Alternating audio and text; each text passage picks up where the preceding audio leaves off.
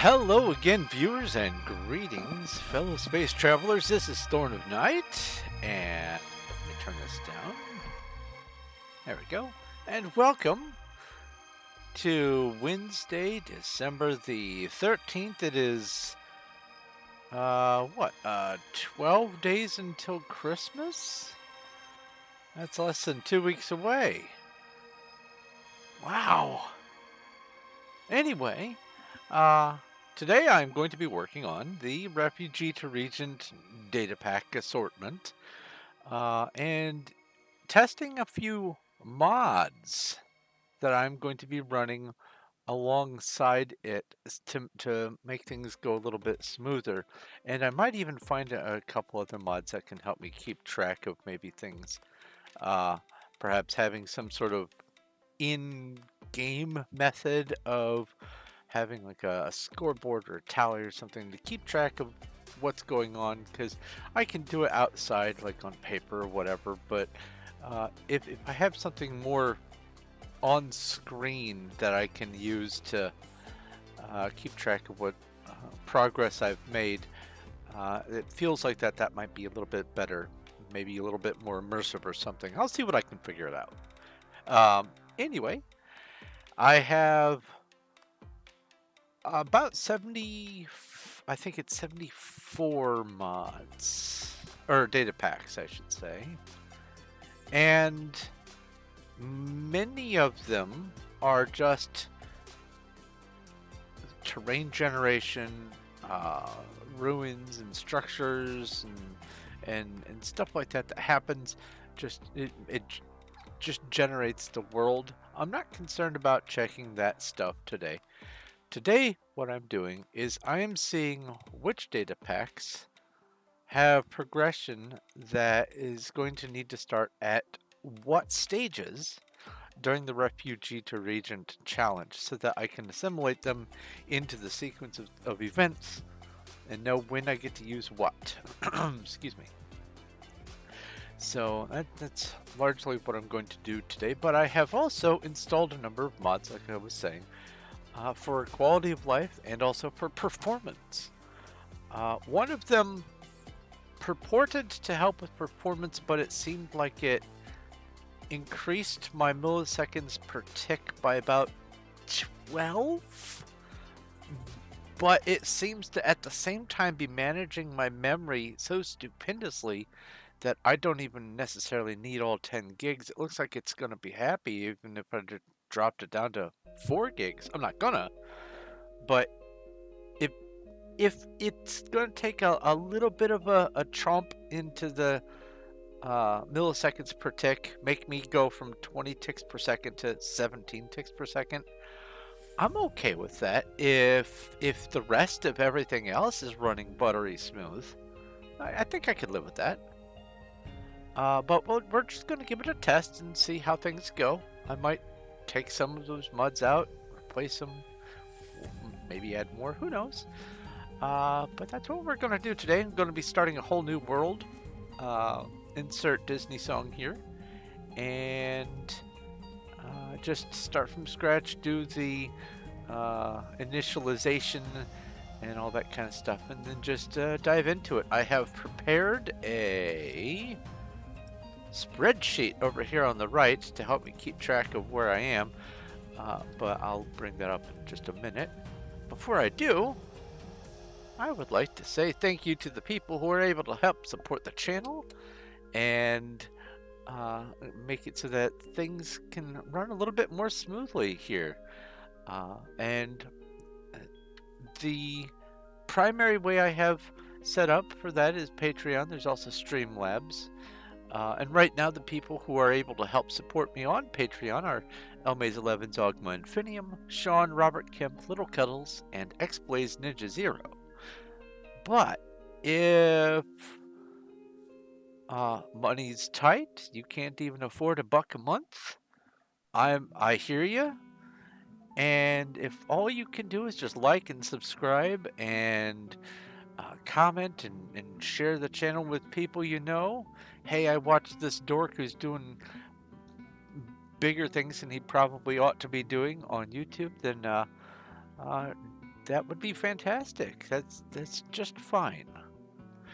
Speaking of X-Blaze Ninja Zero, let's come over here to the Discord, which you can join the Discord, by the way, by following the link down in the description and then picking a role.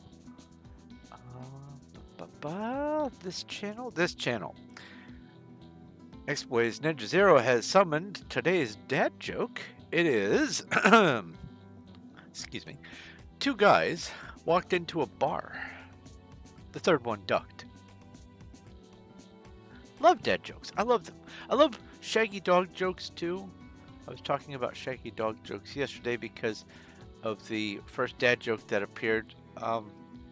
But I categorize shaggy dog jokes a step beyond or beside dad jokes. They're similar in intention, but one is a joke and one is a story. And I make the distinction there. So dad jokes are more short and sweet kind of things. They don't need a whole lot of lead in. Whereas a shaggy dog joke, you need the whole story to lead up to the punchline, and then the punchline, boy, that hits you in the gut. But I like them both. And today's dad joke was just fine. Let's see here. I need to come back over to this page on my Discord. Okay, there we go. And I need to bring up, let's see here, this folder over here. And bring that over there. Bring this back up. And then bring that back up. Put this over on... Actually, I need to adjust this so that I can better see things. Let's put you... Let's make this more visible over here. Turn this off. Make this... Oops. That's not what I wanted to do.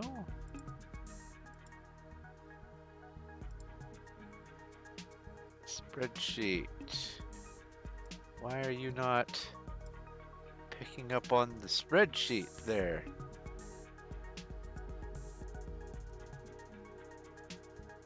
Is it because I took it out of full screen? It's because I took it out of full screen. Okay. So that means that I need to shrink this down. I need to scoot this over to here. I need to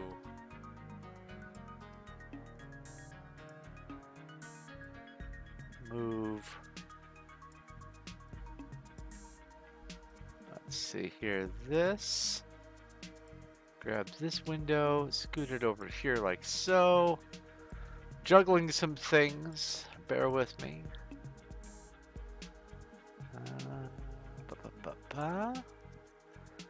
And then if I unlock this and move this over here, there, now it's visible again. There. Trying to do a whole bunch of stuff all at once. Lock you in place so I don't accidentally grab that. Now, what I was saying before is there are a number of them that are just terrain generation. And I don't really even have to worry about whether or not I can interact with those mods, because if I'm there, then I can interact with them. So I'm just going to go ahead and say, I'll just say default. Let's center this column. There we go. Copy, and then I'll just select all of these to there. Default. The first 25 out of 74 are just, you know, if I'm standing on the ground, then it works. It's everything beyond this that I'm going to have to make a decision on. So, Let's come over here to single player. Let's create a new world. Let's allow cheats on. Let's open the Datapacks folder. Open pack folder. Where is that other window? Here we go.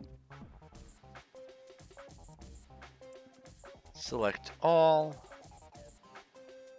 Copy to here, not move.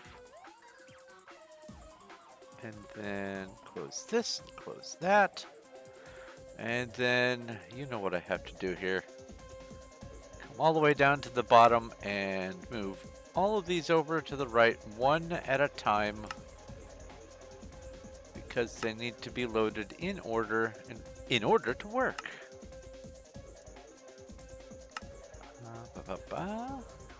So while I'm doing this, I wanted to mention that in the world of terrific news, good news everyone, I have managed to, my channel has managed to reach the 2,000 subscriber mark.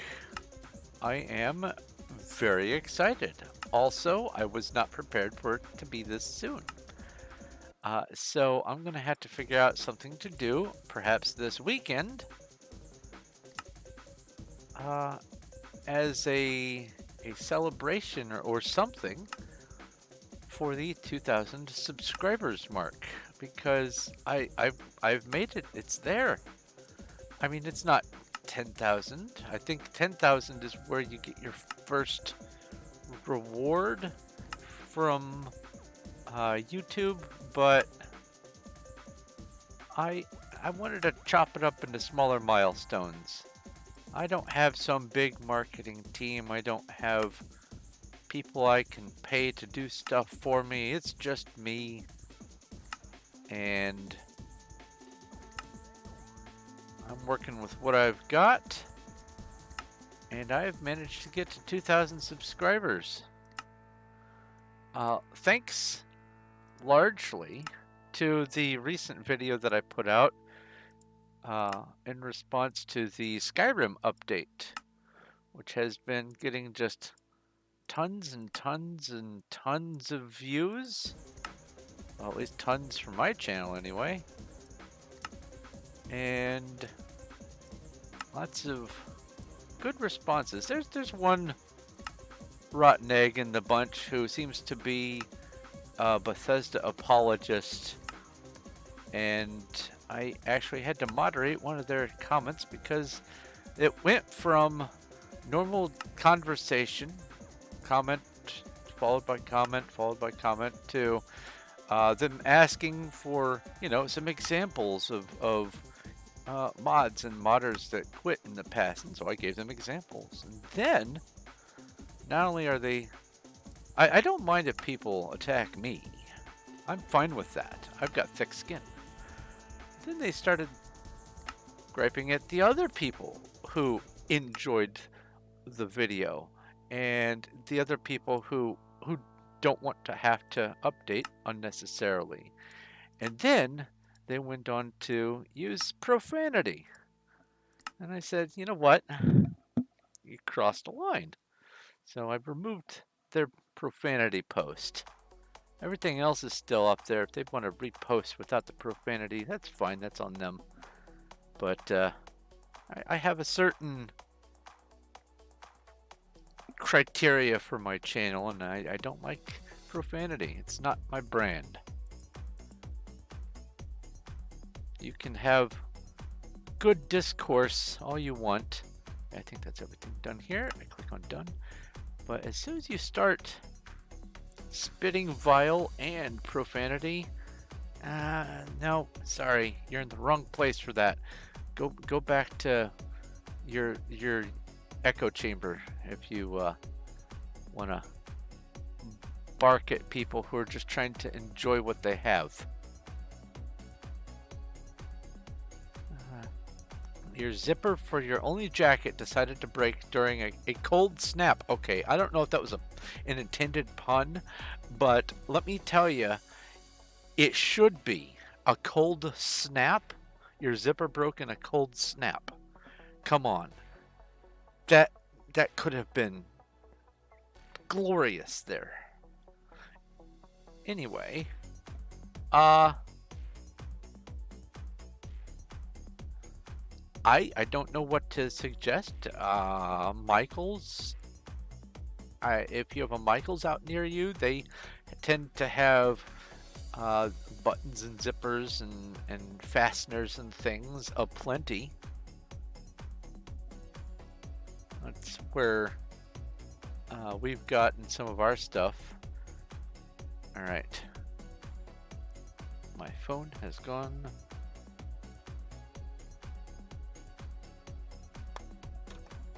Let's see here. I don't think I need to do anything else. Let's name this world 2023 December 13 new. Wait. Mods. That's the new thing. It's got mods added. Because I know that the data packs are all working. I don't really need to test those. There's a little functionality that's kind of wishy-washy, but as far as the data packs, they seem to be working. Now I'm just testing what ones I get to use when, but I also need to test out these new mods. So let's go ahead and create the new world. These settings are experimental. Continue, yes.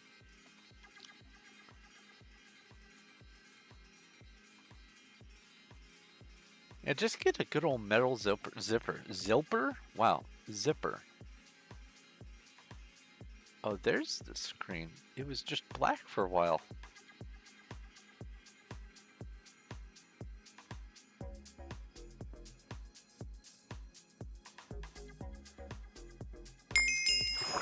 Oh, you put me in the water?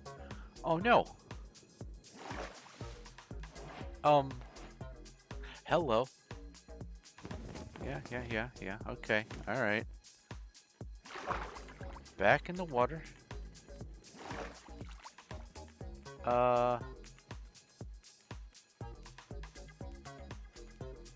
Okay. Hope I don't drown while I go to space. This is actually kind of not good news. Because that means that since it tries to it tries to give you a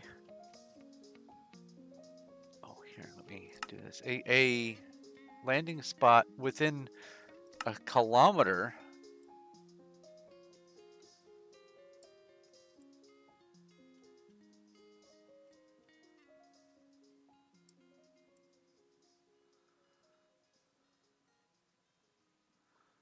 Oh.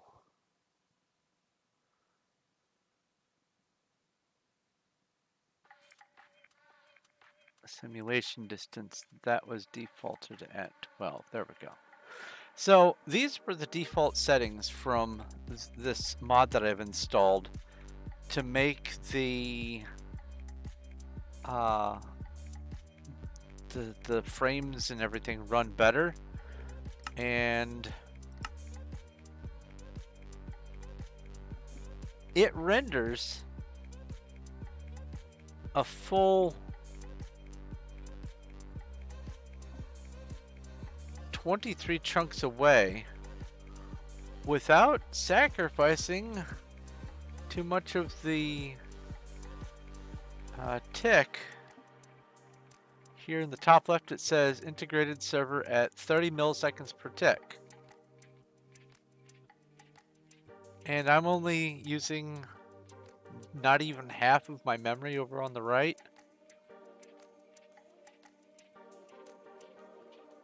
Oh, look at that. There's a ship over there on the left.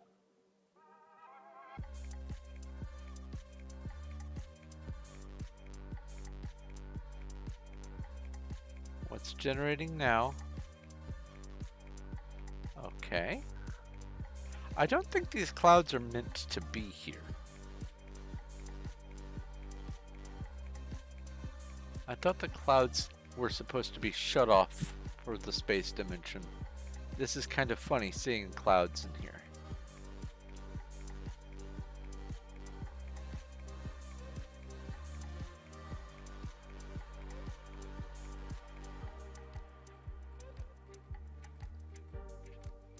And the next should be Ganymede?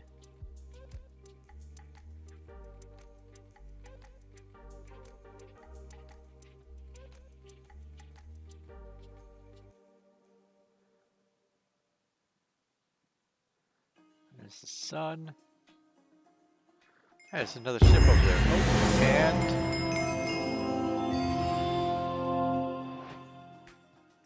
Alright.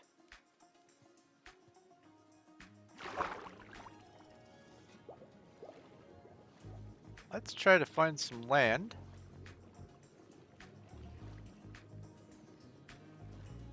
Oh, I do need to do... You know what? Game mode. Creative.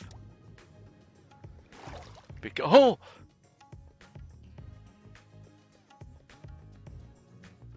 I don't have Optifine, but I installed a mod that allows you to do the Optifine zoom. Well, I found some land.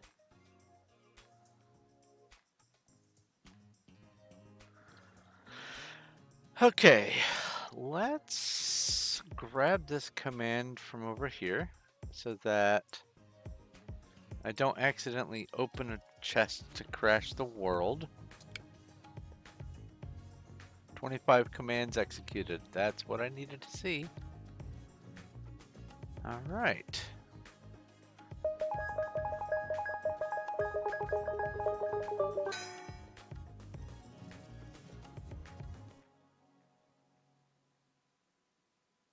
I'm gonna say this is a good enough qualifier for land.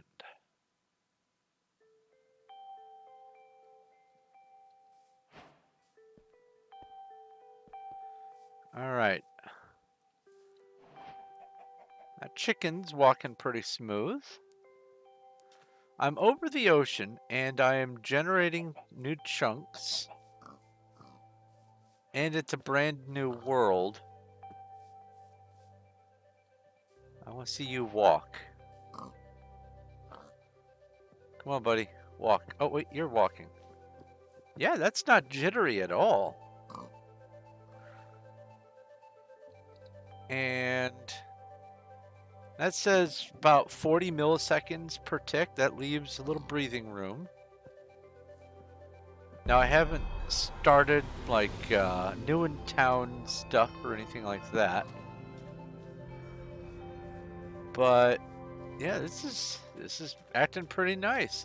So one of the things that I installed, well, first off, I'm launching through the Fabric interface, and I've installed a mod that allows me to have several mods that allow me to have better frame rates, less TPS issues, ticks per second, and just general smoothness in generating of terrain and rendering and all that kind of stuff. It hides things that aren't supposed to be visible during the render.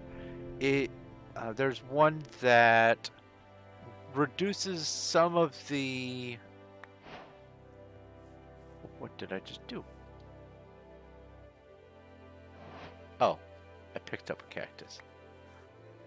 It reduces a lot of the issues that stem from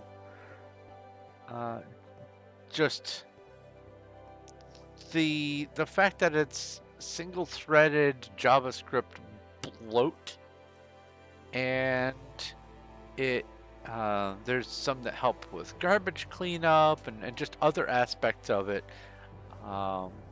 and included are let's see here. I have, what is the name of the one for the video card? Starts with an S. Hold on. It is sodium.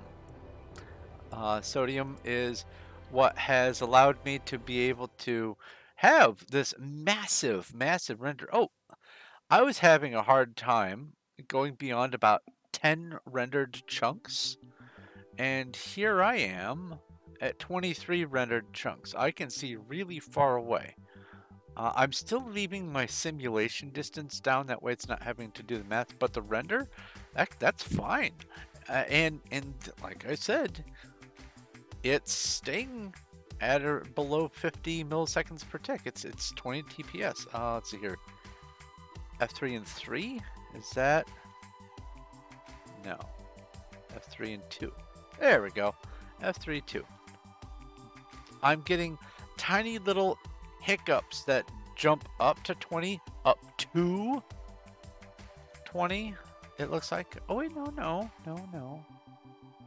Millisecond. Okay, yeah. There we go. 52 milliseconds max. That's still 20 ticks per second.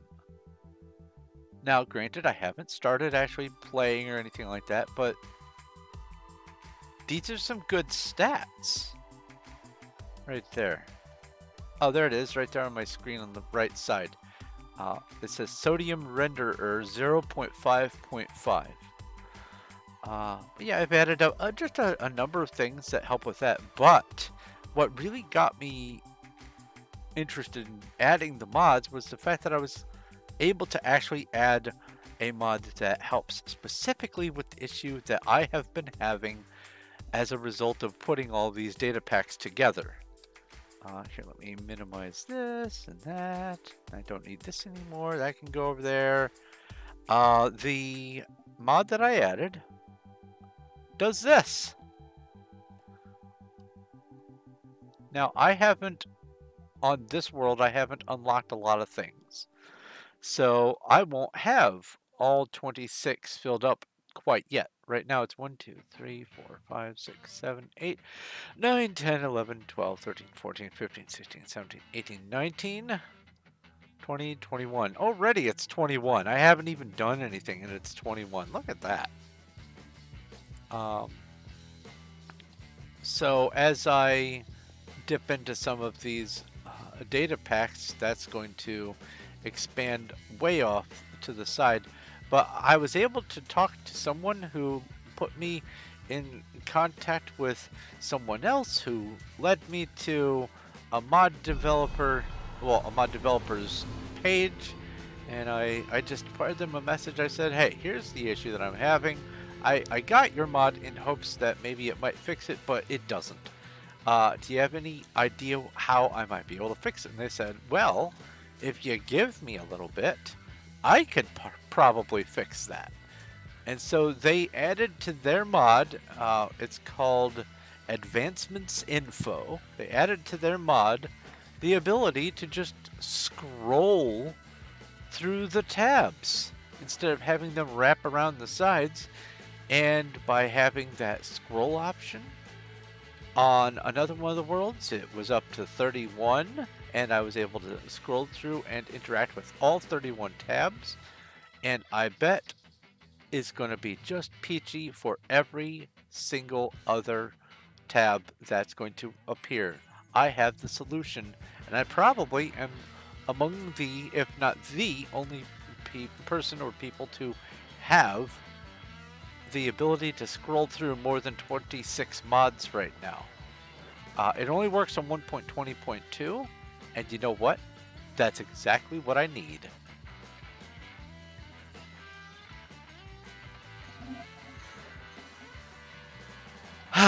So, let's just get to this. I'm going to...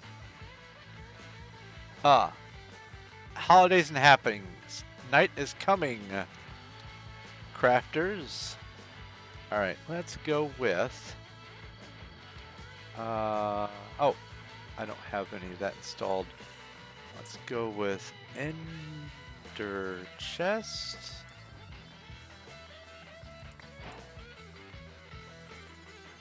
And I will put this, excuse me, I'll put it right here.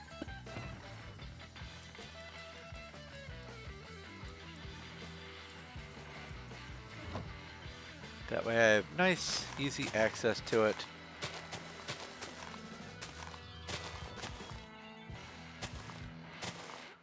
Okay. So we have we have a zombie boy. Hello.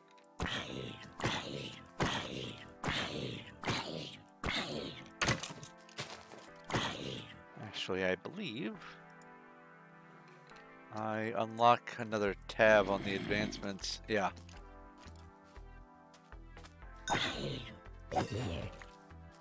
And then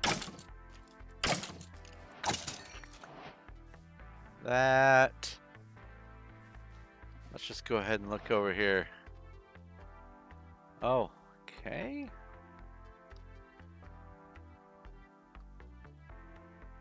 That looks like a few more.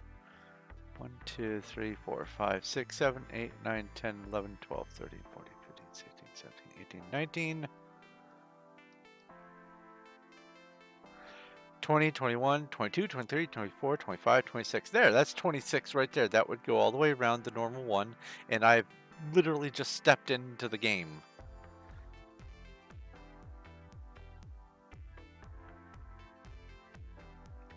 Yeah, Kano Carob, yeah. Yeah, there's some good mod developers out there.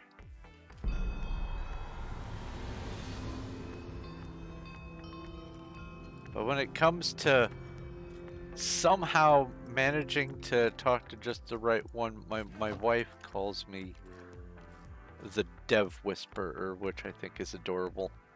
Alright, so we're just going to go down this list from top to bottom. And see. Now the bonsai pots, it doesn't actually add anything new. It uses existing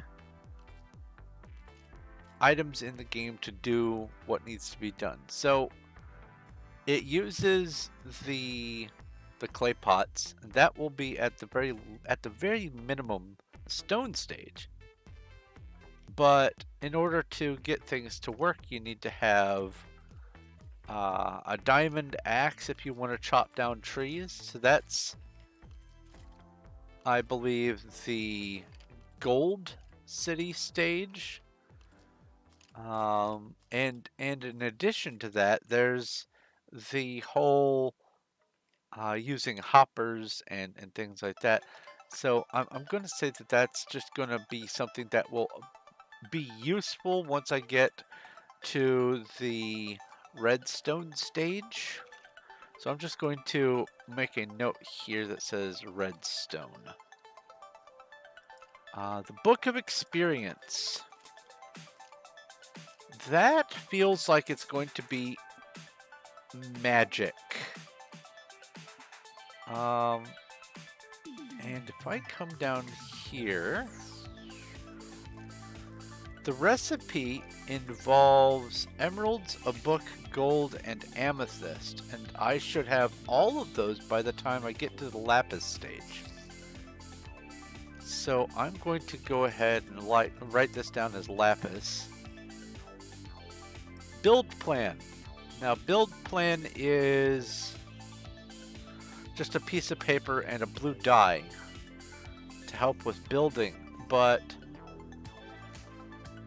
I think in the spirit of the challenge, I'm going to limit this to not be used until I'm done with at least the stone stage, because up to and during the stone stage, it's all about getting the stuff and trying to build up so that you can begin growing.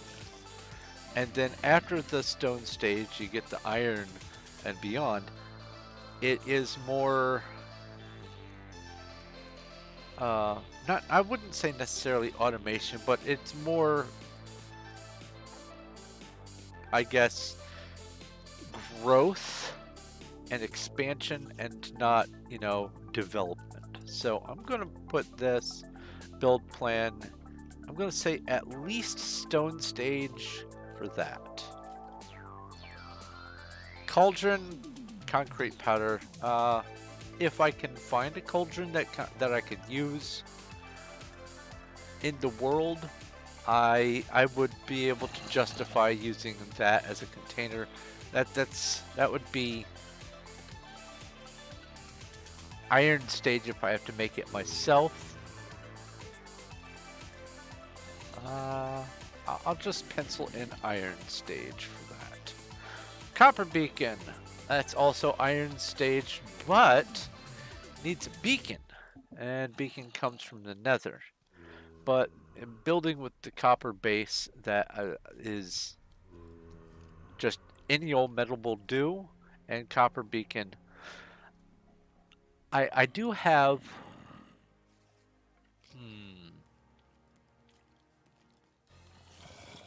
During the stone stage, you can gather metals, but you can't use them. And then right after that is the iron stage. So yeah, I'm just going to say iron stage for the copper beacon. If I happen to find a beacon, or receive a beacon, I can use it if I can build the beacon base. Cuttable wood. That requires the stone cutter.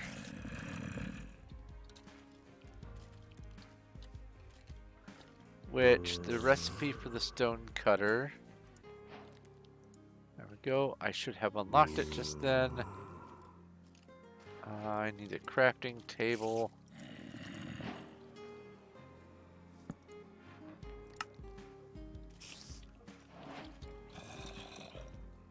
Okay, stone. Alright, so why aren't you... I'm in this interface. And I put a stone cutter in my inventory. What am I missing? Is it the iron ingots? Is it the...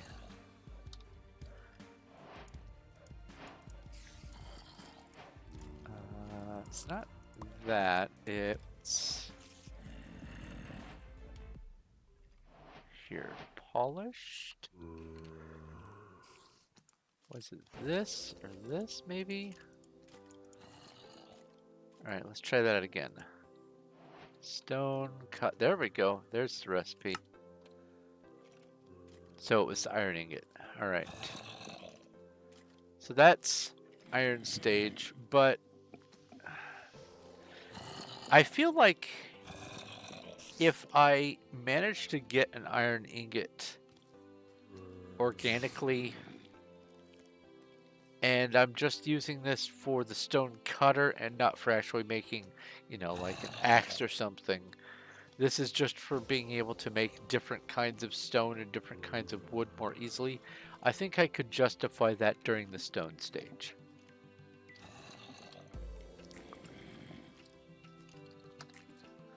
Same thing with deep cutting. Drop ladder, that's just wood stage. Enchantment plus.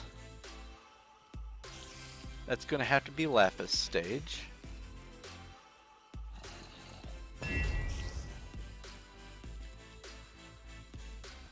Gonna wait for these guys to go away because I want to open the tab for that.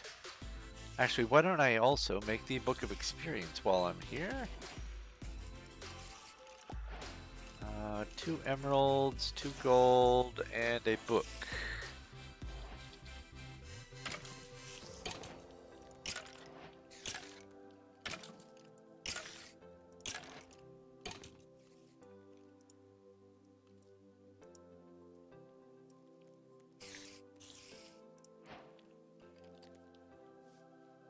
Book of Experience. I have to assume that probably added a tab.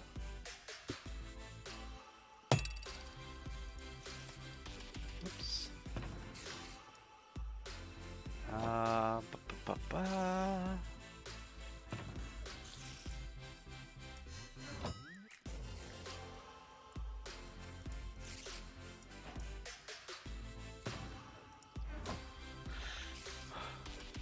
The enchantment plus. For this, I'm going to need a wandering trader. I'm going to need... Or is that technical enchantment? I'll find out. I'm going to need emerald, diamond,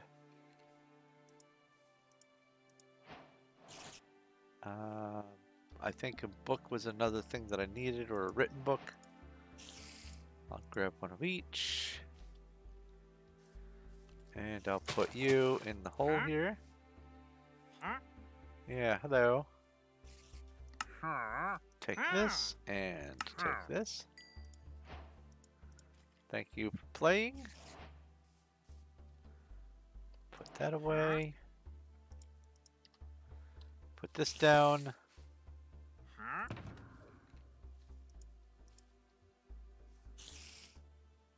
Just a regular book and quill. Don't you do it.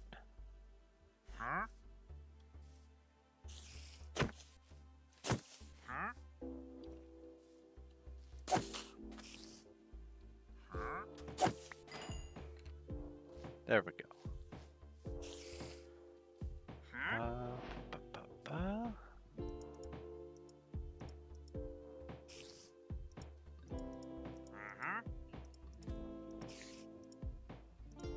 Hold on to that for now. So the Enderite upgrade.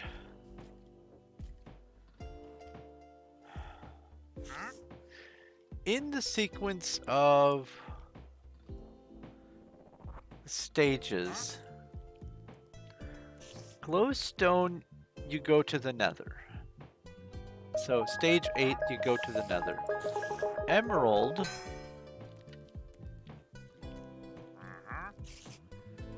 is more on the lines of expanding a little bit more of what you've got in preparation for the next couple stages.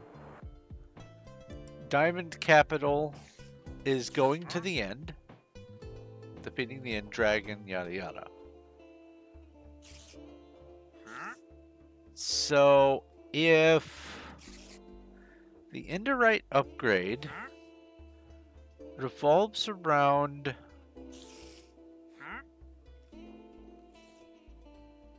end-themed things,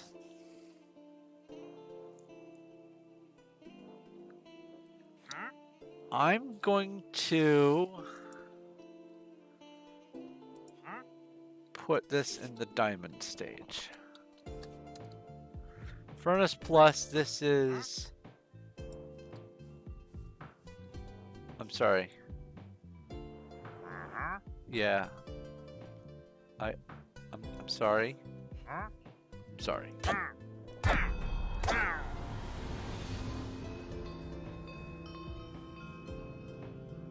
Anyway, the Furnace Plus is just a regular furnace that you throw block of diamond, block of iron, block of gold. You throw the blocks of materials on to upgrade, and then later on some enchanted books to upgrade further. But bare minimum, in order to get them to work, it's going to have to be block of iron, block of gold. So I'm going to put that in the iron stage. Gravel processor. Now this is a good question. We have... Oh yeah, also the Enderite upgrade uses shulker shells in addition to the world anchor and the end crystals, but specifically shulker shells to make 1 ingot of Enderite. So for sure that's end. That's the diamond stage. Gravel processor.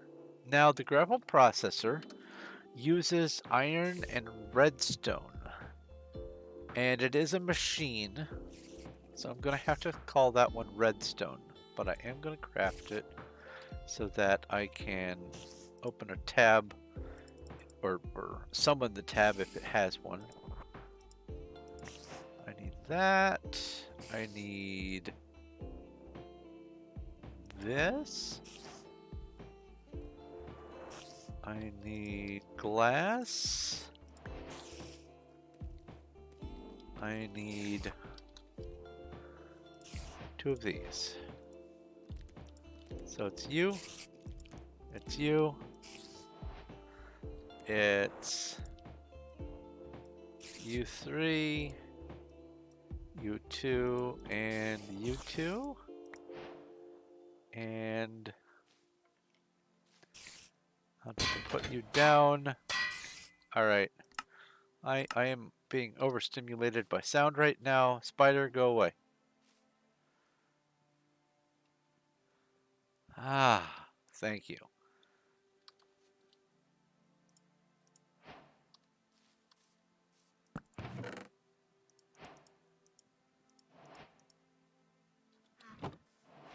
Okay.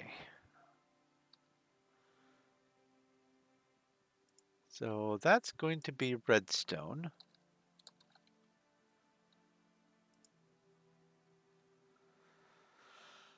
Oh boy, hot air balloon.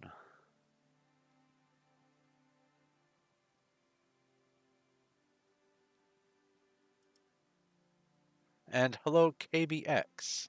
How are you? Oh, and also hello. There's an 8 in there. What am I supposed to do with that? Wimmaker? Going back home now, and then I'm going to take my dog out for dinner. So if there's any chance you could bring me a bone, I could throw you a bone. Here, I had a bone over here somewhere. No, I guess you're too late. The bone despawn. What on? Oh, right. There's a chain. That threw me for a loop for a second. I just climbed up the gravel processor. That was weird feeling. Okay. Yep, no bone. Sorry. But yes, hello there, KVX also. Hi and welcome. I am doing some testing for some stress tolerances of my new setup, but also to test and see which of the data packs I can start using at which point during my playthrough of Refugee to Regent. By any chance, can you contribute to the data pack? You can do texture pack. Interestingly enough, I have, let's see here. If you go options, resource packs over here, I have, because this one won't cooperate and shuffle in, I have to keep that one separate. But I have inside of this a whopping, I think, 17 texture packs, all merged by hand, all merged together for the purposes of doing this challenge. It is why, if you look in my inventory, I've got a ring there, but if I do, let's see here, where's oh, no, no, no. Where's the other thing? Oh, it's because this is that interface. Let's see here. Game mode, survival, that should, there we go. Then I have these here, and also as an artifact, where is the spyglass? I have a sort of a steampunk looking spyglass there as an artifact from another of the resource packs. But yeah, I have thrown my hat in with merging all of the data pack's resources into one single resource pack. And the reason for that is if I didn't, I was going to have to manually figure out what order all 17 or so of the resource packs would have to go in and not interfere with each other. And it turns out that the answer is there is no way to have that happen.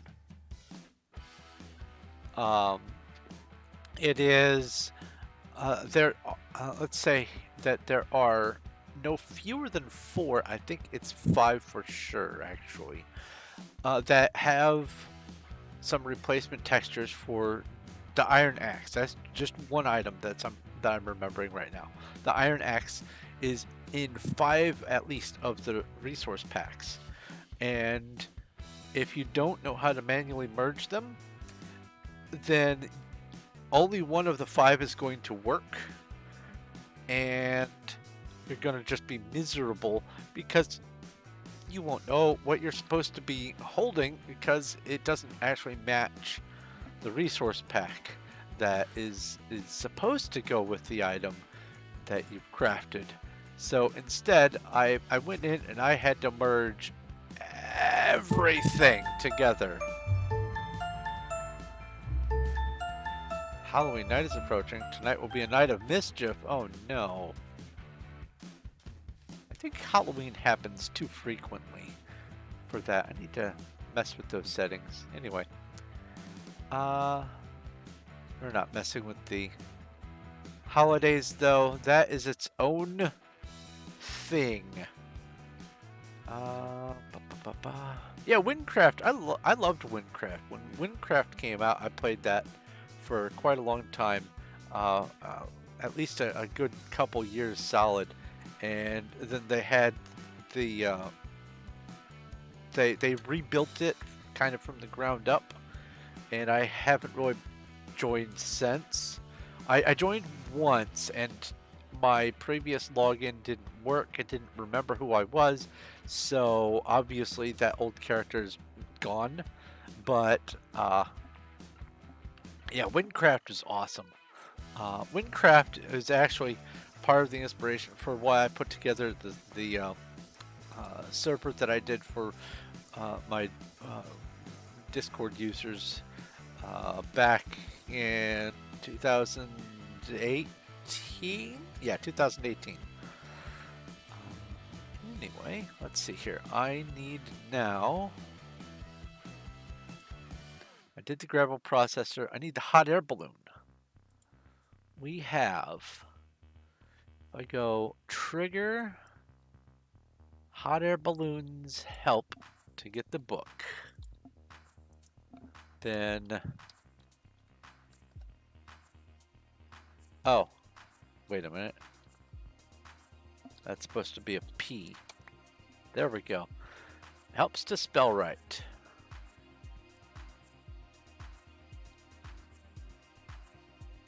Let me scoot this over there, like so. There we go. And now I need to move this. Oops, oops, oops.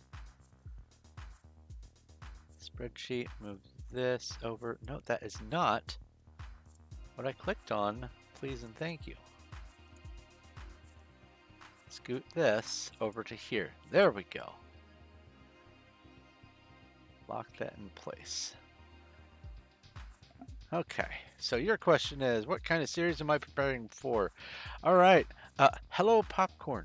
I am preparing to do the Refugee to Regent challenge, which you start off bare bones. You get to use your fist to punch down the dirt and make a little clay hut. And then after you get enough progression in that, you get to graduate onto using wood tools. And then once you get enough progression with that, stone tools, and then more progression, iron tools. And all the while you're doing this, you are building first a little village, and then a town, then a city, and then that's your capital city. And while you're doing this, you're building a little city over there as well, and another one over there. Then eventually you get to the end, and you build a city in the end, and then the nether. But you have to do it in a sort of a sequence, and there's this huge rule set that over the years has kind of morphed and changed since the challenge was first created, And even today, the rules are incomplete because the person who tried to put together the wiki got to a certain point and then gave up. And so, since I have access from all of my old files to all the previous Refugee to Regent stuff and all the current stuff, I'm going to shuffle them together, incorporate all of these data packs, and update the requirements to include stuff like, using bees and going down into the deep slate depth, because that was created in Minecraft after the challenge was. And so there are rules in the challenge. You can only go certain depths underground, things like that. So I'm going to be expanding the rules and trying to fit things in where they belong. I'm sure I'm going to come across something as I'm playing that I'm going to go, oh no, how am I incorporating this? And have to come up with a solution on the fly. Hopefully I won't interfere too much with the flow of things when I encounter those things. I'm going to try to account for everything that I can in advance, but right now what I'm doing is twofold today. I am adding items to my inventory until I get to the end of the creation of these tabs, just so I can see how very many tabs there are on the advancement page. And then also, I'm seeing what stages I need to reach in order to justify using some of the content of the data packs that I have installed. A lot of them are just terrain generation, but a good more than half of them are functional, and I have to craft or build things in order for them to actually come into play. Like this one, for instance. This is hot air balloons, and obviously I'm going to say that because of how contraption-y this is, I'm going to put this in the redstone stage. I am going to build it real quick though. So I need 6 logs, the hopper cart, what is that, iron block? That's an iron block, right? Yeah, I see the lines now, and a campfire. Alright, let's get a block of iron, let's get a campfire, let's get a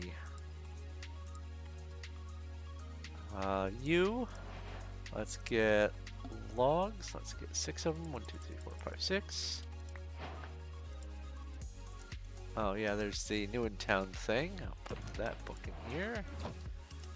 Let's craft this.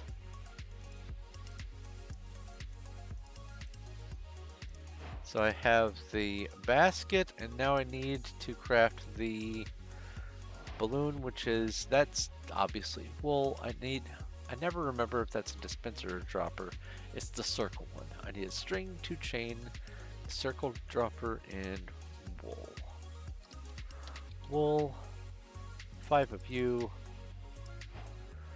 I need, it's a dispenser.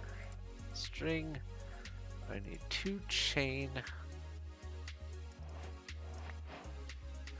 Okay, fine. Make it 10 chain. See if I care.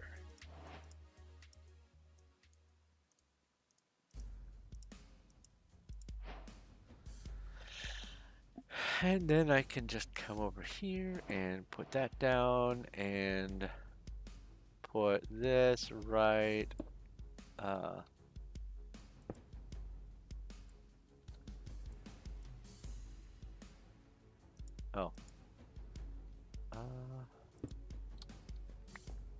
How do I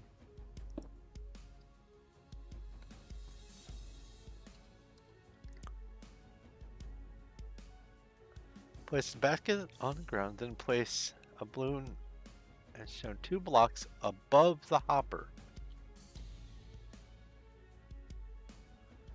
So there's the hopper. 1, 2.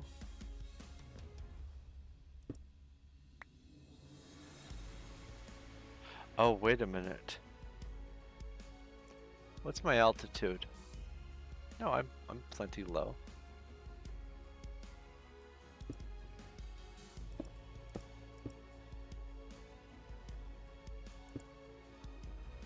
Something is afoot. It's not wanting to create. Is it because of the tree here? I'll have to go in and also change the timber settings.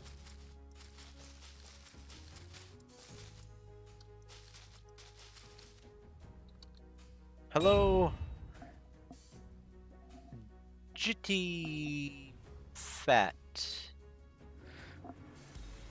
Hello, just passing by. Hope you have a great day. I hope so too. I would also like to know why this is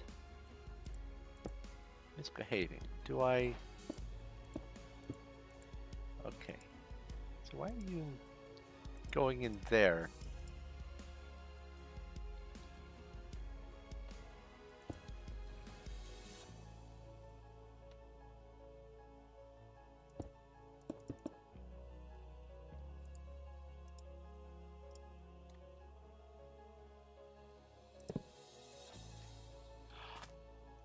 Is it because I'm in creative mode? It might be because I'm in creative mode. Hold on. Set that down. Come up here. Game mode. Survival. Let's try that. Big brain. Alright. And then I would just put fuel in there. I don't know. Creative, let's get some coal or something. Put that in there. And then I can just go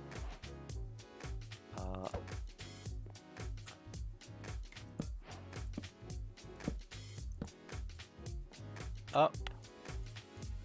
And then from here I can go that way. Yeah. It's working.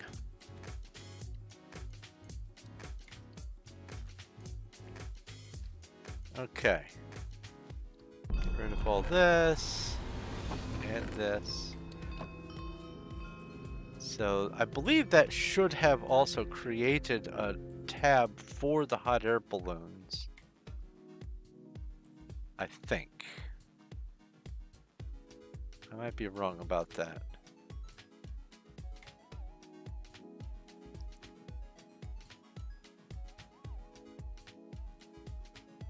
It wasn't this, was it?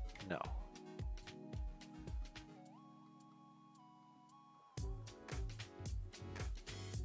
Is it this? Ah, there we go.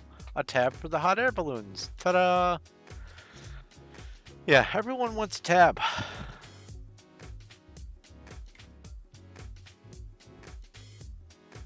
And this info on the right just lets me know a little bit more about the data required for the event. This is more of a development tool, the advancements info is, than it is a more of a user side thing, but I am more interested in this here at the top. All right, now I need to put redstone there. Mechanization. Now mechanization for sure is going to be at the very earliest redstone stage. I'm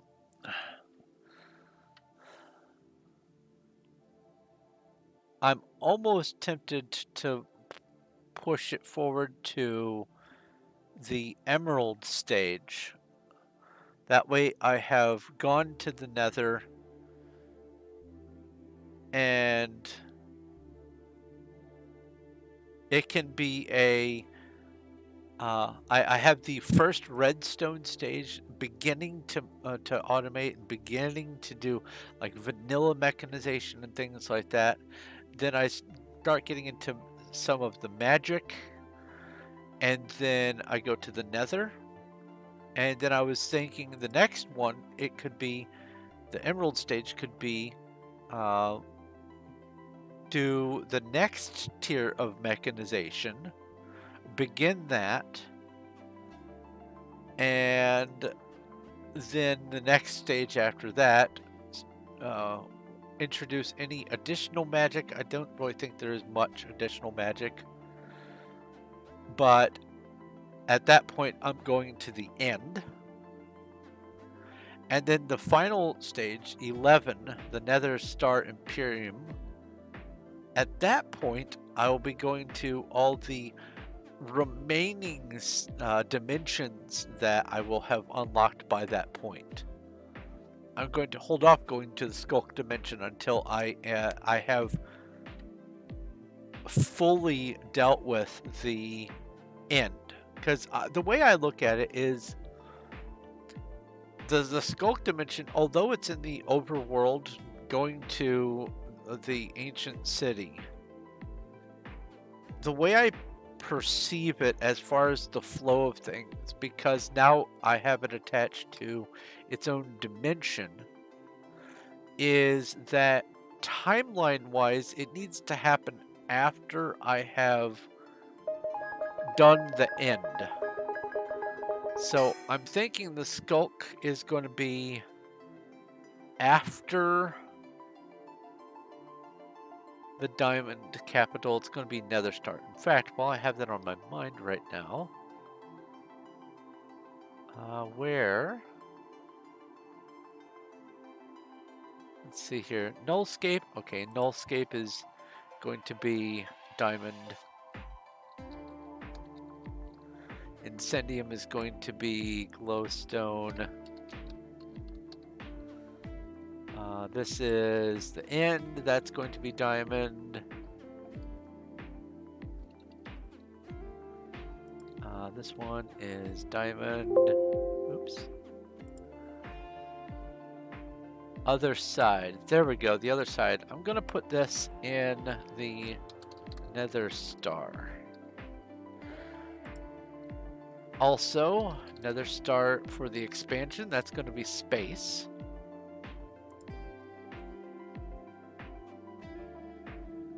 Oh, these are actually going to be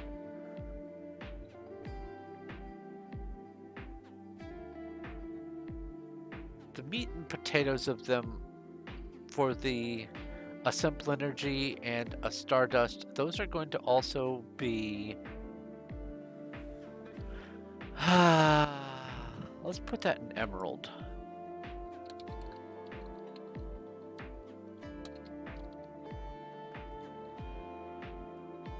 Yeah, all right.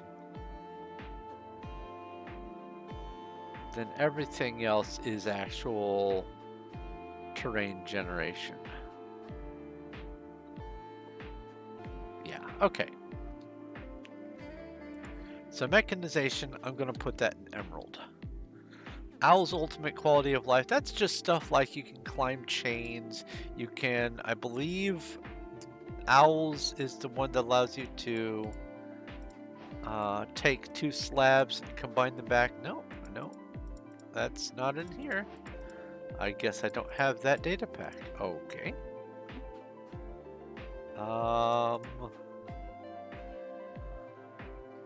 Quality of life. Oh, that was that data pack, and it was having some issues with some of the other stuff, so I had to take that one out. Right. Either way, the owl's quality of life is just general things that happen just as you're interacting with the game. So that's just, I'm going to put that at default. Paragliders, that's the next one to look at. Let's see here. In order to craft it, you need 2 planks, 2 sticks, leather, a banner of some kind, and a lead. All right. Now the recipe for the lead.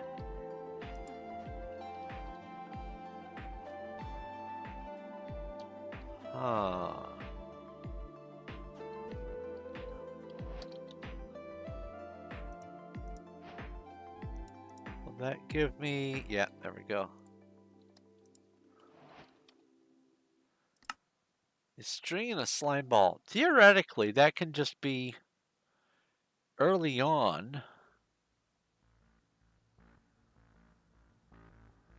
That can be almost whenever, but it is for sure a wood stage thing, bare minimum, because you have to use the oak planks and the sticks and all that kind of stuff, and it's to justify its use, you're gonna not be doing it on day one anyway. So I'm gonna put the paraglider on wood stage. So we have a wood stage transportation option. That's cool. Let's go ahead and craft this.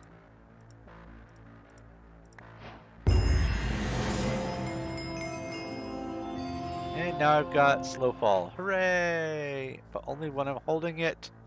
When I'm not holding it, it is normal. Slow fall! Huzzah! Alright. And that should probably have also opened a tab. Hello, Cuddles. Alright, the Waystones. Now this one, kind of tricky for... I mean... What's the recipe for a lodestone? Do I... know how to make a lodestone?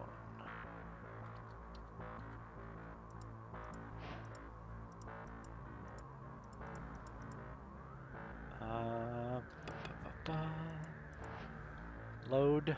No. What do I need to put in my inventory to unlock a lodestone? Oh, Google.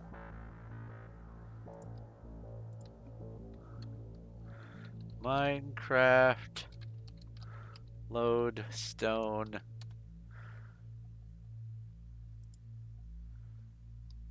We have...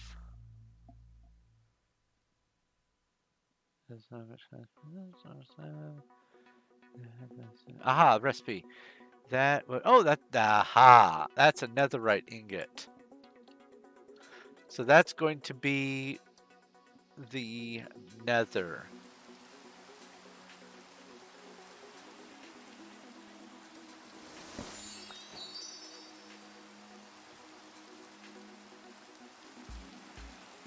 Oh, I just had a meteor land on me. I have a spirit shard. Hello, spirit shard. So in order to make a lodestone, it is netherite ingot, and a bunch of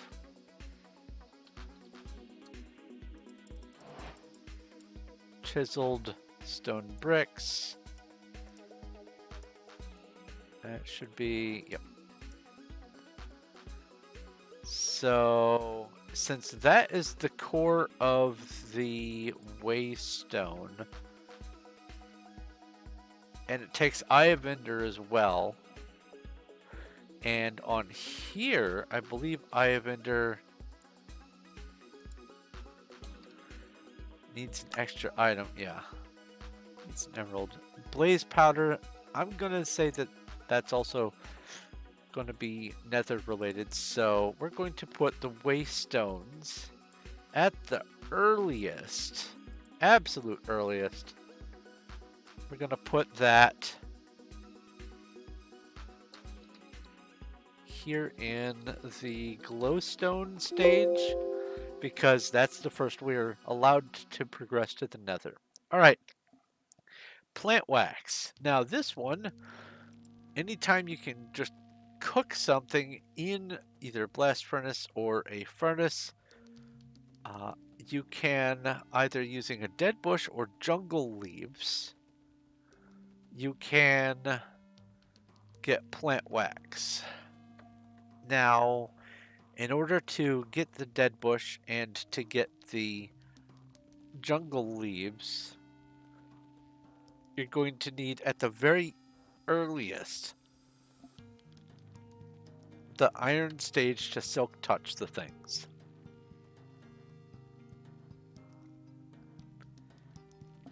So, because I can't think.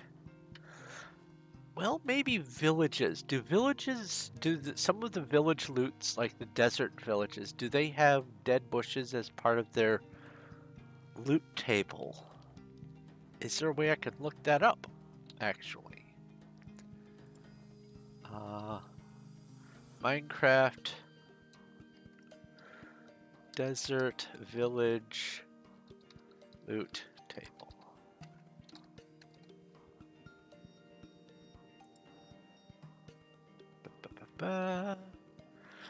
Bread, sticks, oaks. And this is just, okay, this is just listing all of the village types. So, no, no, no, no, no, no, no, no, no, no, no, no. No, weaponsmith. Wouldn't be in the weaponsmith. That's Bedrock Edition. Desert House. There we go. Dead Bush. 1 to 3. It's 26.6% chance. Average dead bushes per chest is 0.611, it says. On average, you search about 3.8 chests and you can start getting dead bushes. Well then, potentially you can start getting this as early as the stone stage. Because what this is a furnace, and get some fuel, and get, oh well, I guess I should probably have kept the lodestone, because I still need to craft that thing as well. I need you, I need a couple of you, and I need some polished andesite. Alright, anyway, I need dead bush. So what this is a way to get honeycomb or plant wax, but it's honeycomb, out of just a couple of kinds of vegetation. And this is for some sort of vegan mod jam or something like that. And it's jungle leaves or dead bushes, and the reasoning that they put into it was there specifically is a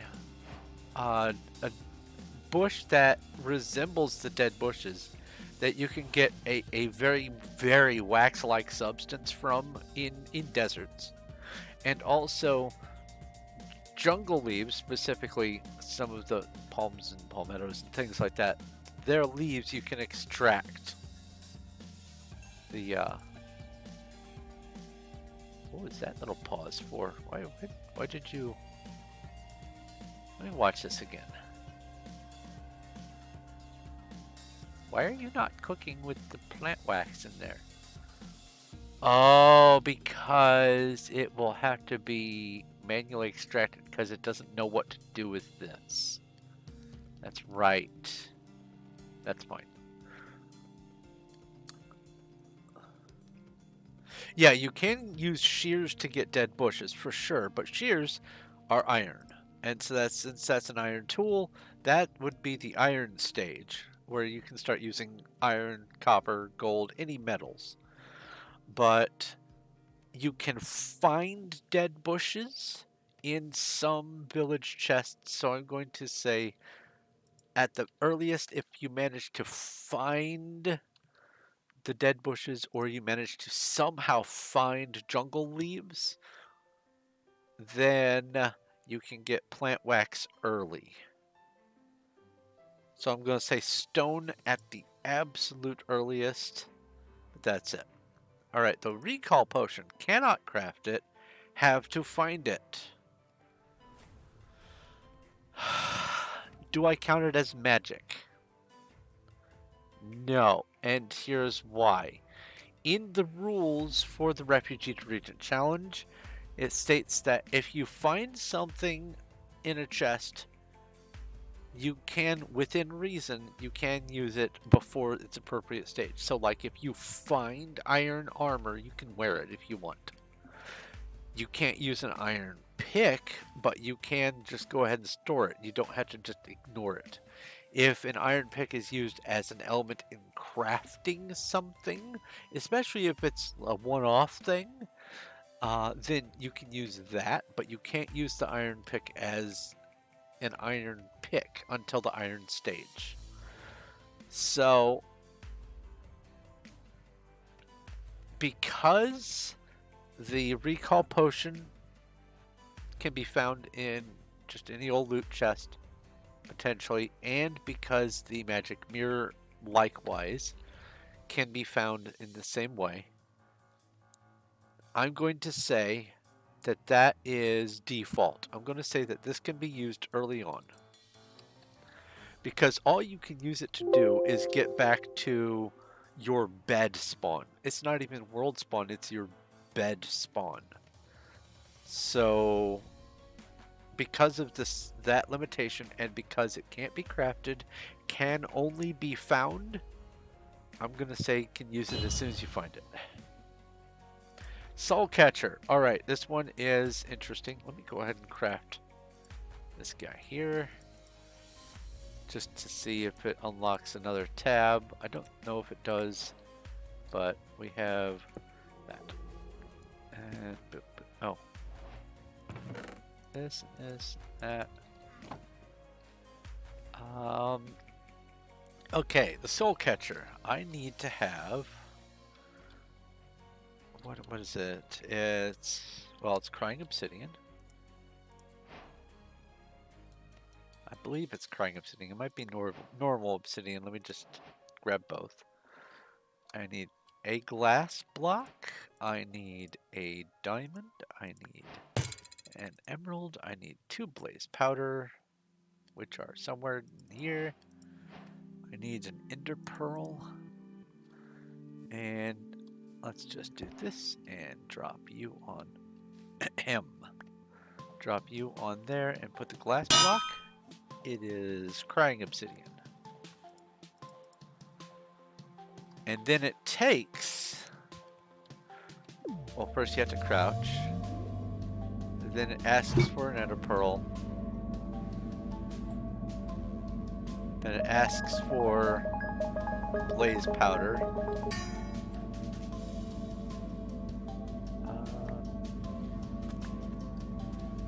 I think I had to throw them both on at once. Yep, okay. Then it asks for an emerald, and then you sacrifice 5 XP, and you get that.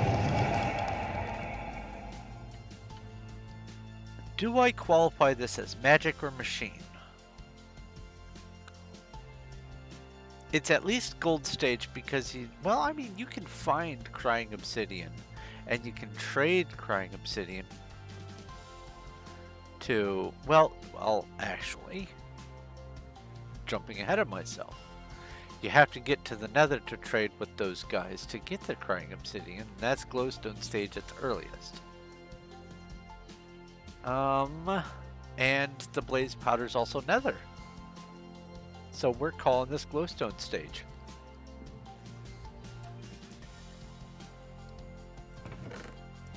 Alright, making progress.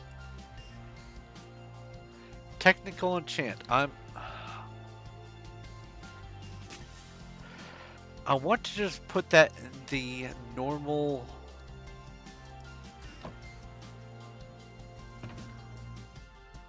That's enchantment plus. I want to put this in just normal magic. Because let's get a bookshelf. I have chiseled bookshelf as an option. Yay! All right. Let's get some lapis. Oops. Let's get an enchanting table. And I'll just put this over here. Enchanting table goes there. And then, oh, I need a book and quill.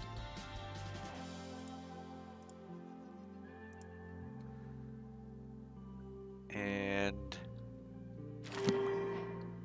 I get the technical enchantment guide.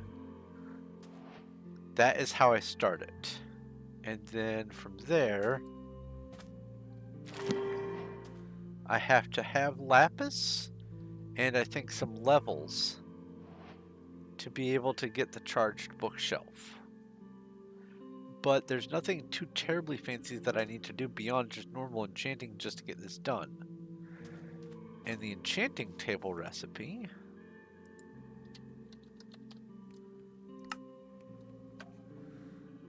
slightly modified because of what is it, Devon's survival?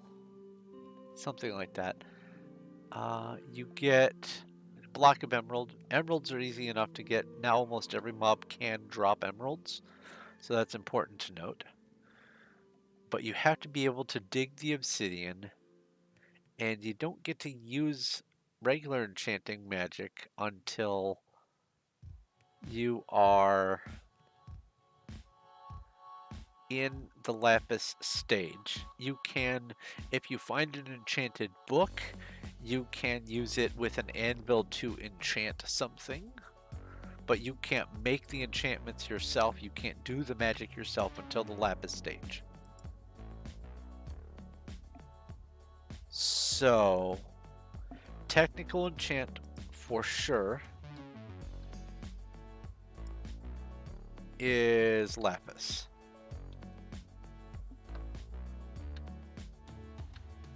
Enchanted jewelry.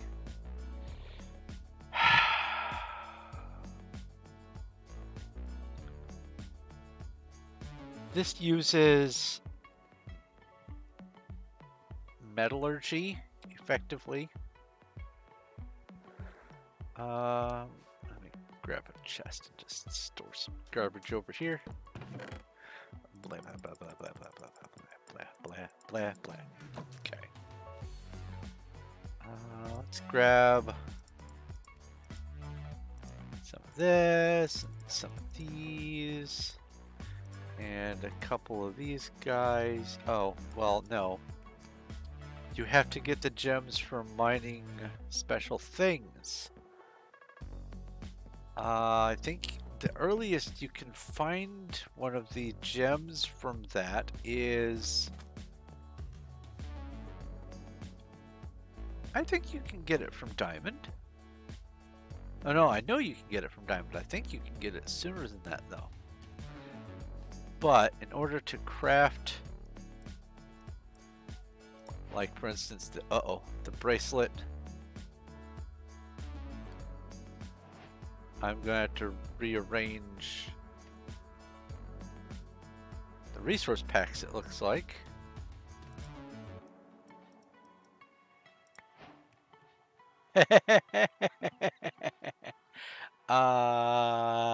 Options, resource packs. Move you up and done. No, that's not it.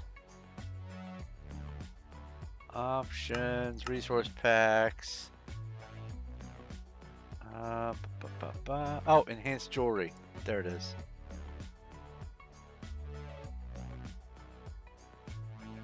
Ta-da! I had it moved over.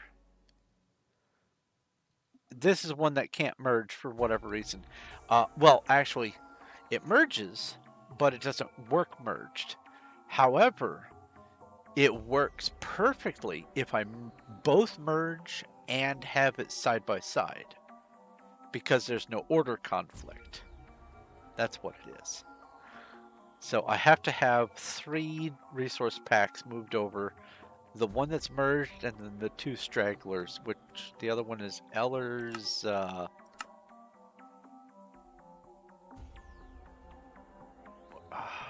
What's the Eller's one for? I don't remember.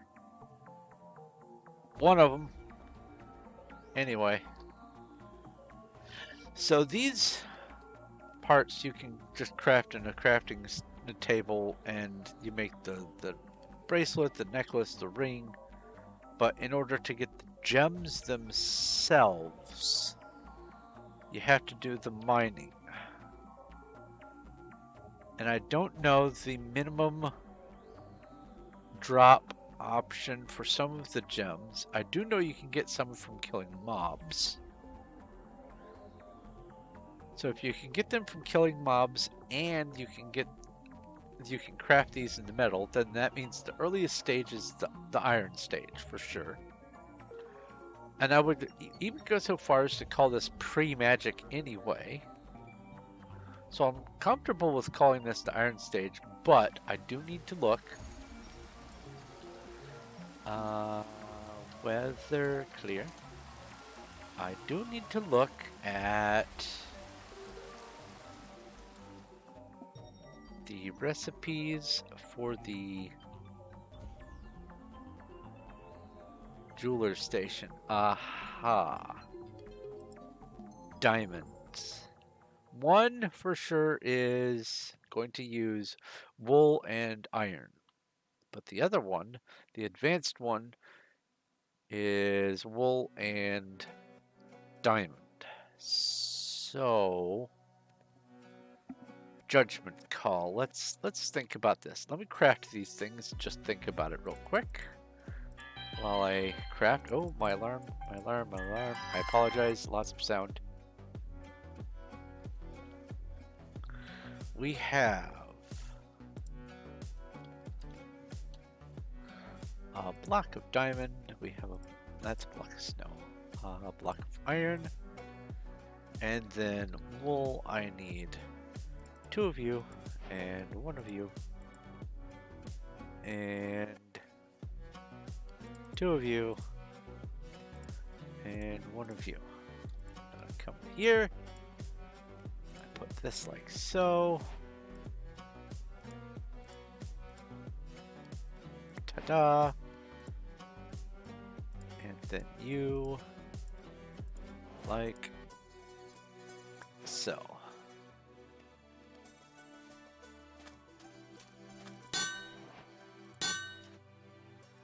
And then you just combine the bangle with the gem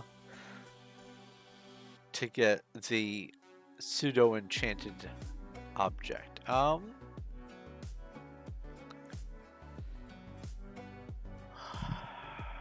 Can you use the diamonds when you mine them?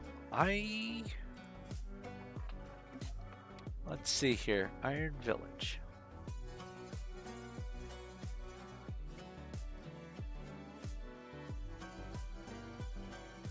Technology is just being discovered. Magic, like if you have Ars Magica or Thaumaturgy and have the Thaumanomicon, you can begin working on that.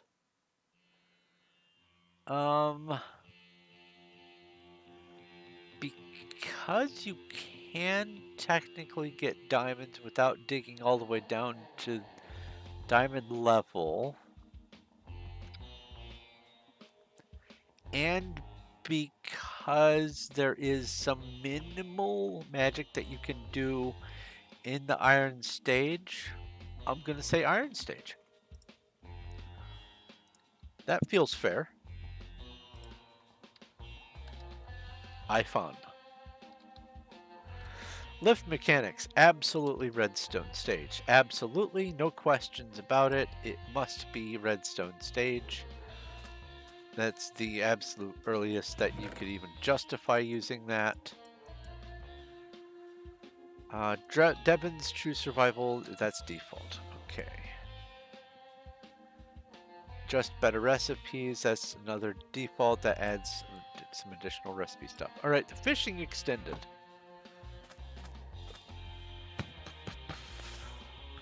I can't think of any good reason not to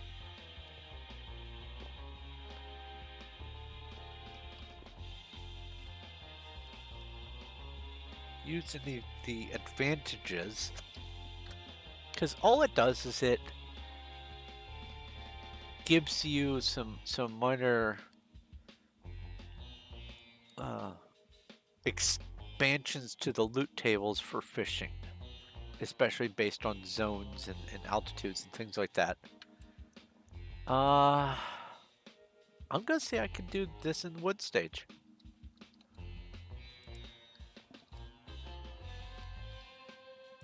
Alright.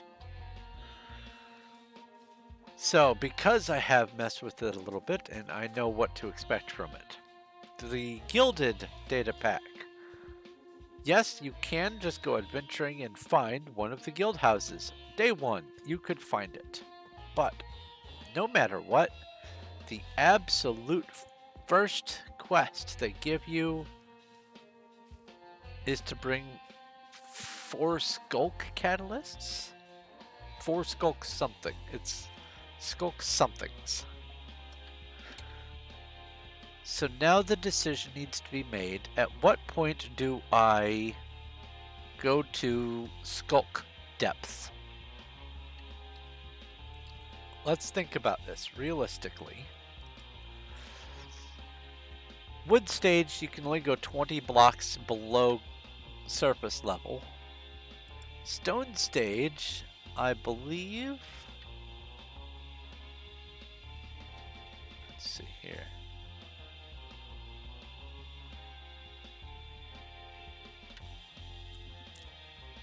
It's no longer referring to surface level, it's referring to actual Y level. So if your base is up in the mountain and you're setting up on a mountaintop, and your town or some highlands or something, and your town is at quote ground level for the highlands, and you are in the dirt stage, you cannot go more than 10 blocks below the surface. That's not Y50, that's Y10 less than the surface. For the wood stage, it's 20 less than the surface. But for the stone, for the stone stage, Y level 30 is as far down as you can go.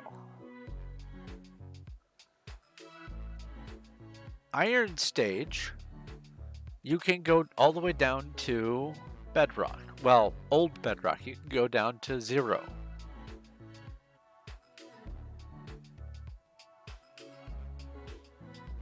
So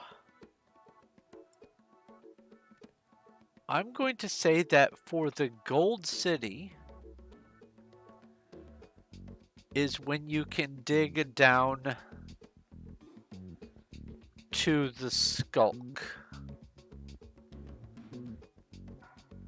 And if you happen to have silk touch on something, then you can at that point get any of the things that require silk touch, including the skulk items. So I'm going to say that that's the gold stage. And that makes perfect sense. Gilded gold, that works. Default for the holidays and happenings. Cath's skill system. That's another one of the fancy books that you have to craft. Let me look up the recipe for that.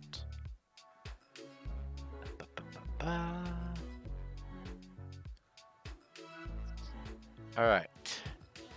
So to make this, you need to have iron gear, minimum.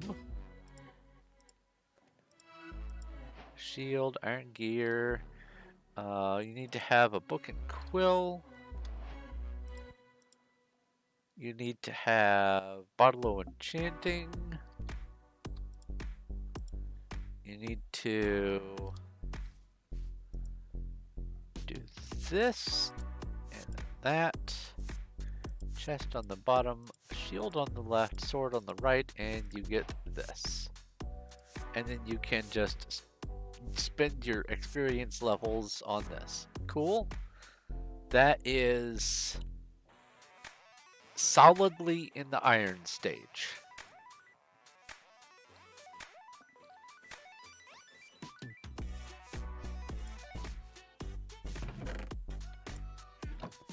Now, morbid curiosity, let's see what I'm still at 30 something milliseconds per tick. Granted, I haven't been building a town or anything, but still, I'm above the ocean. My render distance is 23 chunks.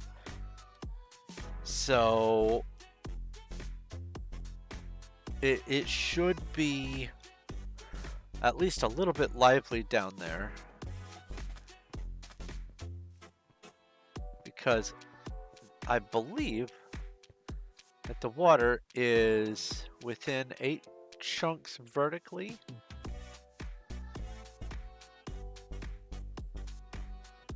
I might be wrong on that.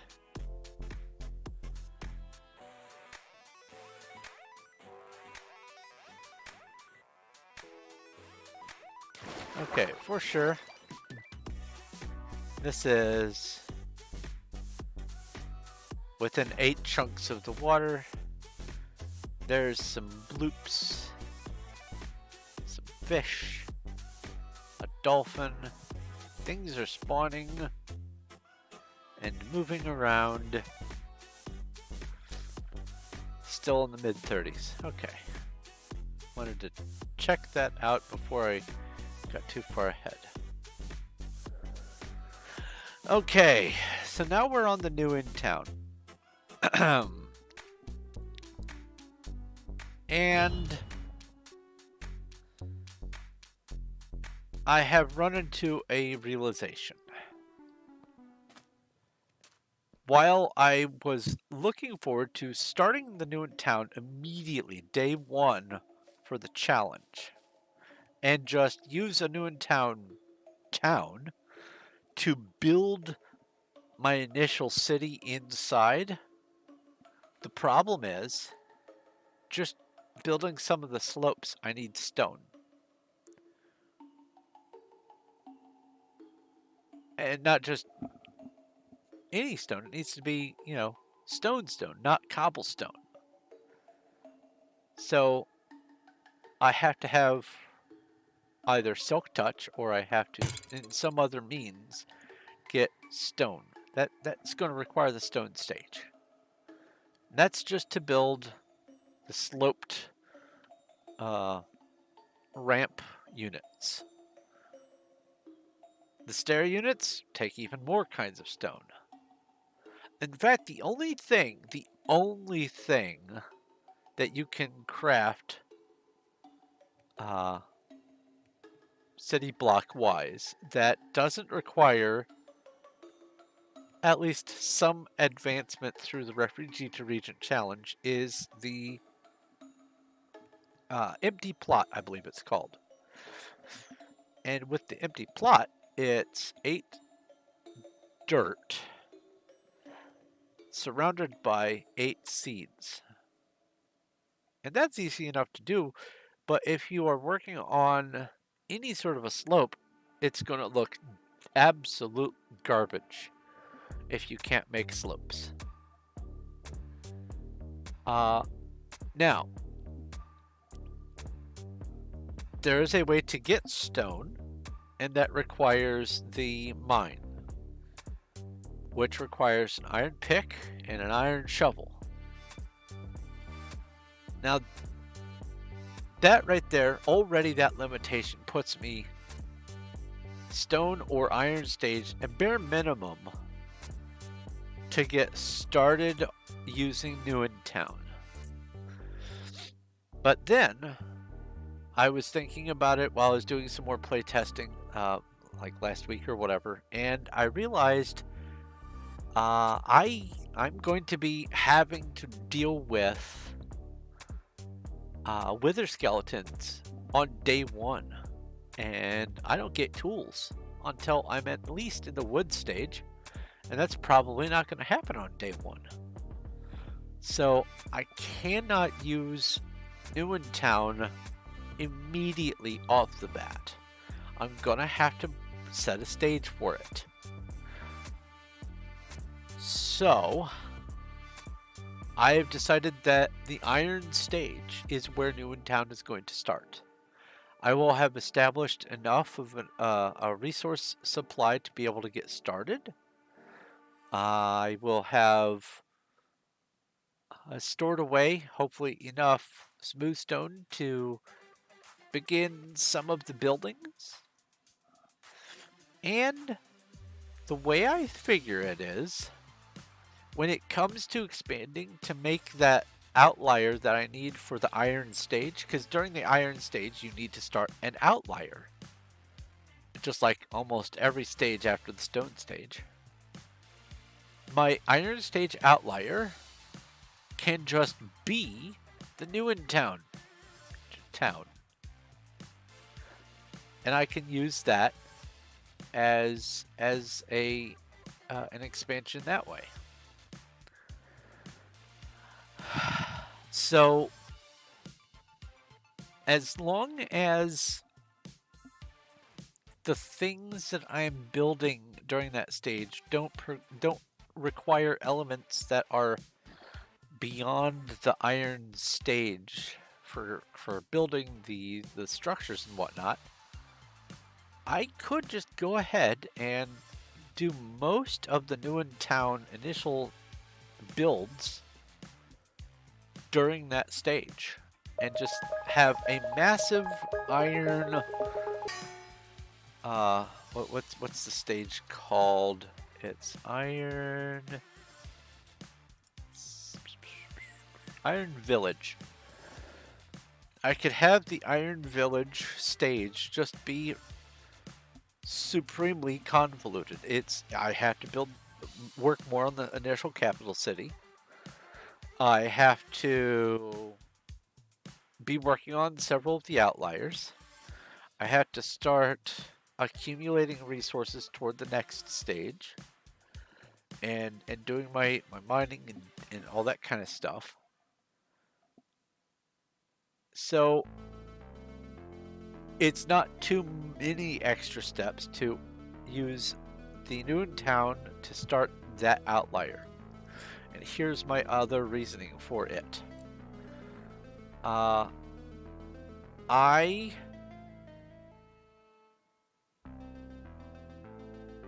have noticed that this is part 3, I guess.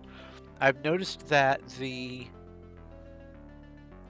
Town environment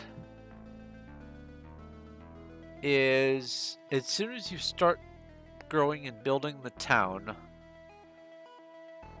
there is a sudden surge in milliseconds per tick. It goes up about anywhere from 10 to 15 milliseconds per tick once you establish your town. It doesn't matter if all you've got is the caravan and you are being inundated by the occasional wither skeleton portal thing, and all you've built are just the singular flat plots, the empty plots.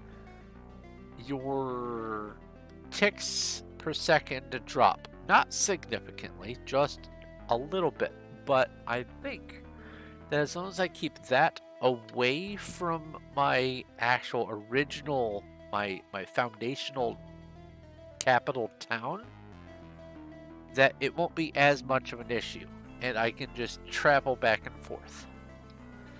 I think that that is justifiable. To say that New in Town is going to be the Iron Stage. And the New in Town dimensions are going to be the Nether Star stage. Because that puts it at the far end. Sorry about the sniffle. I'm still recovering from being sick.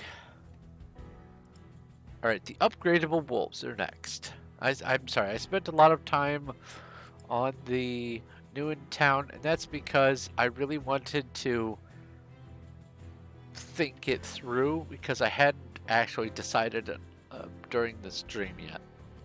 It was just I was going to cross that bridge when I got to it. I got to the bridge. All right, we have upgradable wolves, and I need to come over here to where I have. Let's see here. Upgradable wolves. Okay, so the smallest upgrade for the upgradable wolves requires an amethyst. Now, I know I can get amethyst from digging stone. Small chance, but I know I can. But that's the earliest I can get it. Because I don't believe that geodes happen at ground level. And I'm starting at ground level. Or higher. So I'm going to say that the upgradable wolves have to start at the stone stage. Because I need to be able to get the amethyst just to start it. I may have some wolves sitting around. And if I manage to find, like in a loot somehow, some amethyst, cool. I can go ahead and use it early. But if I am going out and actively getting a geode, it has to be stone stage or higher. Because at stone stage, you can start going down to Y level 30. And for sure, by about that depth, you should be able to start getting geodes. I think, hold on, let's actually look that up. If geodes can happen at the surface, I don't think they can. Minecraft. Geode.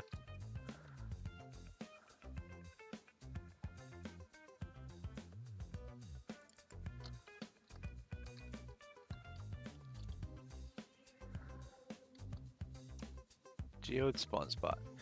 Amethyst geodes, how to find amethyst shards, yada yada yada. Rock paper shotgun might have the answer.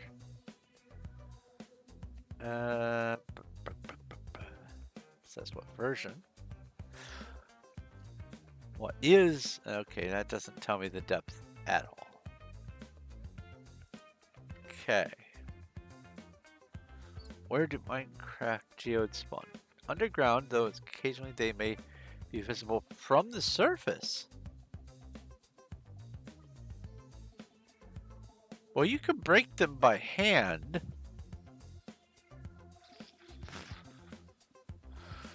I'll dial it back to wood stage.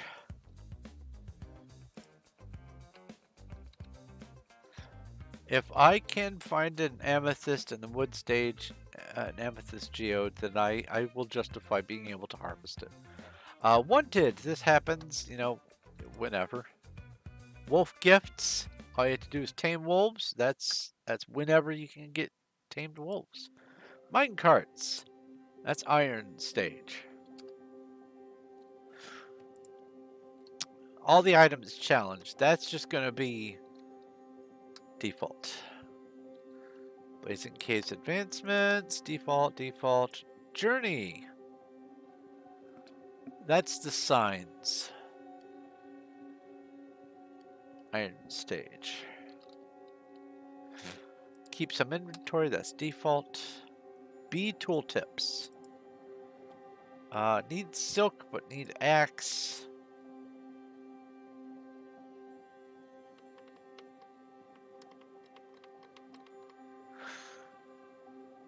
By the way, I find it entertaining, Tyson, that you said, "Hi, sorry for bad English."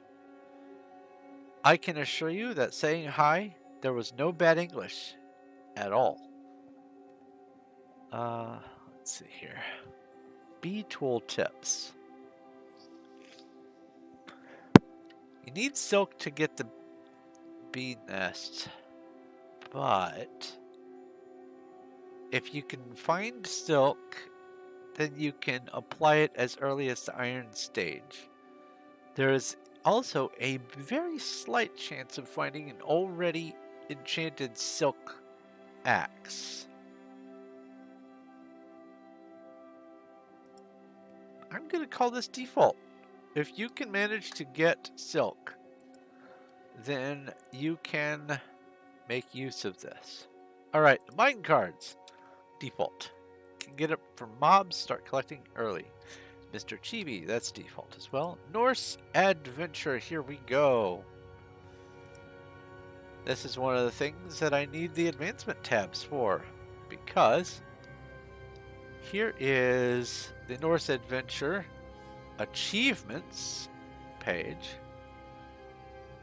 but here is the tab for how to actually craft the things. Now all of these require iron ingots. 16 for that one, 8 for that one, 32 for that one. So I'm going to say iron stage for this.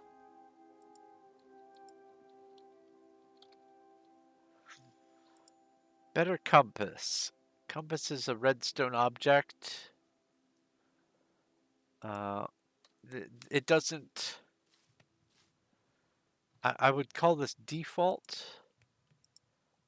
Let's see here.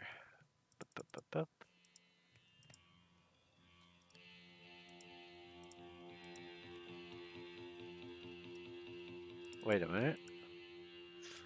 Redstone dust to red dye. I think that is just better recipes. Or maybe that's the quality of life thing. So the compass. You can see what direction I'm facing there on the bottom. And you can see what my coordinates are. If I run around, you can see the coordinates changing. I added this so I could have a slightly more immersive way of keeping track of where I am without having to pop back to this window all the time. So I don't think you can get a compass from a loot table. Can you? Are compasses possible to find in any of the village chests? Let me look. Compass.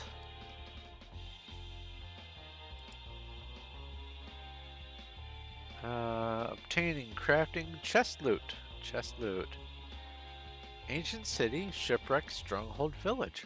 Cartographer's chest. That's right! It's like a quarter chance to find one in the cartographer's chest. I'll guess I'll put this as default. Alright, the quest system. Okay. This comes from occasionally looting chests, sometimes killing mobs, sometimes mining, sometimes chopping.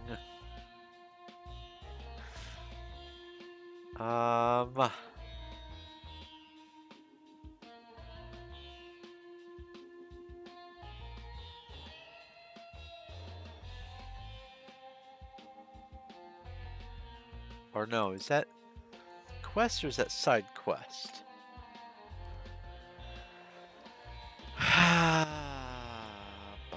Let me scroll back up to here. Side quest is this one. And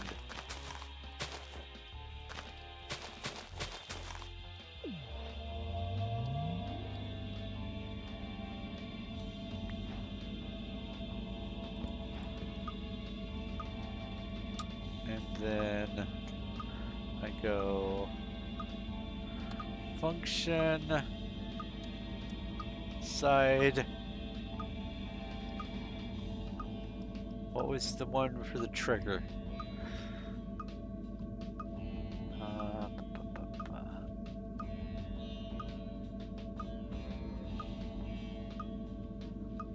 There's toggle? No. That's kill. What is...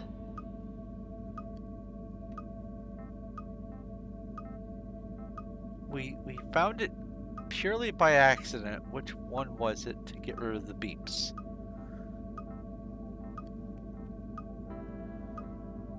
Was it setting?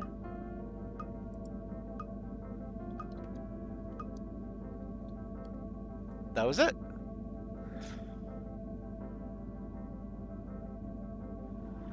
So I will go ahead and do this and come over here, edit this post.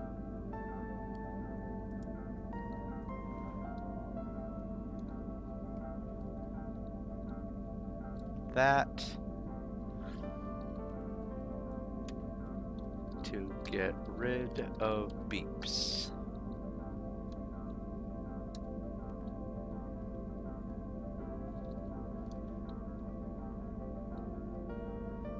And then there we go. So that is the side quest one. And I decided that I'm going to get this initially set up during the wood stage. And then I'm going to add an additional board for each stage as I get to it. So this one is wood stage. But the quest system, that's the one where you just chop down the trees and dig and you kill mobs, and then you get a quest item, and then with that quest item you can begin a quest, and that can happen at any time. So I'm going to call that default. Talentium is effectively another MCMMO kind of thing.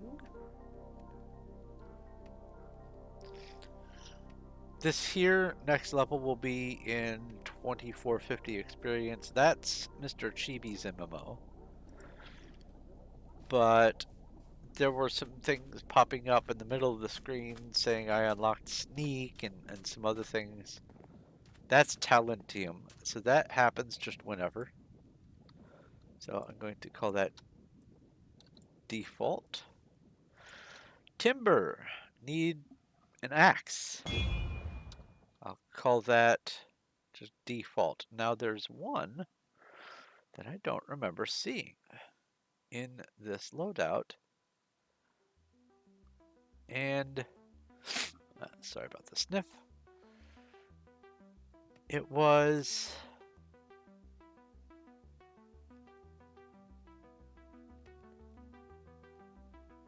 treasure. Where it is.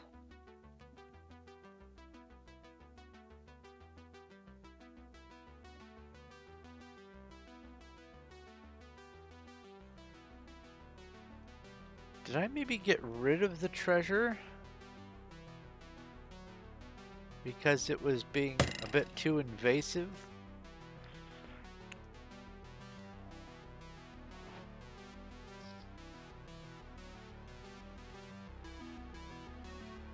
No, there's my treasure right there. That is going to be the wrench in the works. I mean, I'm not going to be getting a lot of digging done during the first couple of stages.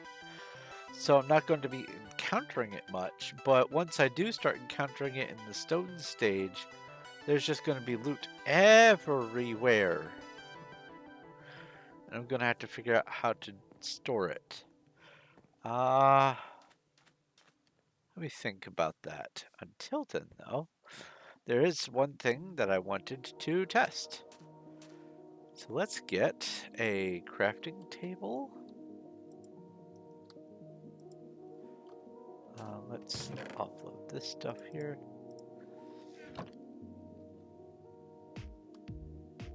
Oh, bed. Let's do this. Let's grab one of these. Set the spawn point. Alright, I need a crafting table. I need a... What is it, a bookshelf? I think it's a bookshelf.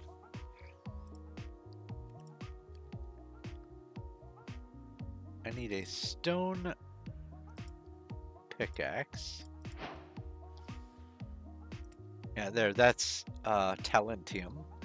Advancement made, mining talent. Root of mining tab.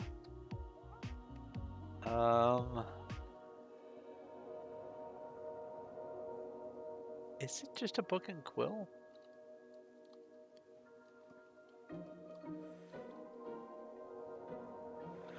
Quill, there we go. Crafting table.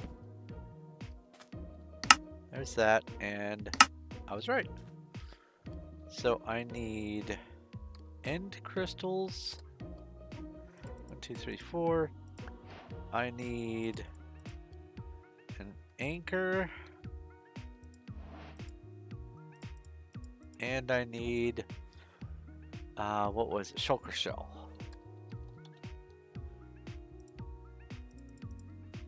And I need this. And then this. Now, I don't have an Optifine installed. Instead, because Optifine is still not updating, and it has been several more versions since, I have to come up with some other solution if I want to get the other stuff that relies on Optifine visualizations and shaders and stuff to work. So I'm hoping that this will do it. We're going to find out. Enderite ingot, that's normal. This, and this.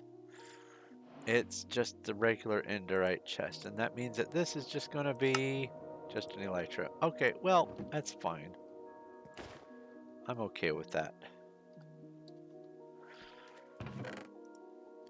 Now we're going to fly around and see about loading new chunks. I need rockets and gravity. Let's go this way. Why this way? Because I'm facing this way. And what I'm going to do is just load and load and load and load. Certainly faster than my world can keep up with.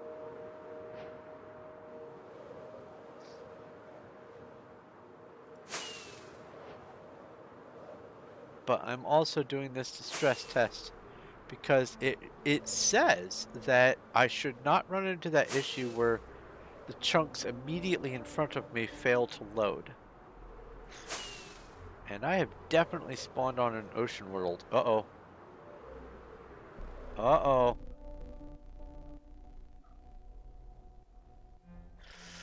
I had a crash. Mesh builder, get renderer. Uh-oh.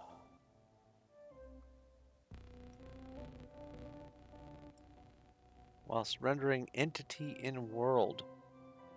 Cannot invoke net fabric MC fabric API renderer v1 renderer mesh builder because of the return value of renderer access get renderer is null. Uh-oh. Let's go back in.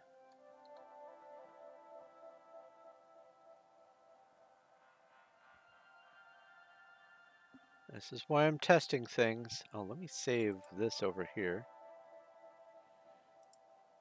Now that I've got that generally figured out. Single player, this guy. Yes, I generally know what I'm doing. I don't need to have the spreadsheet open anymore. On there. Uh-oh. Uh-oh. An issue.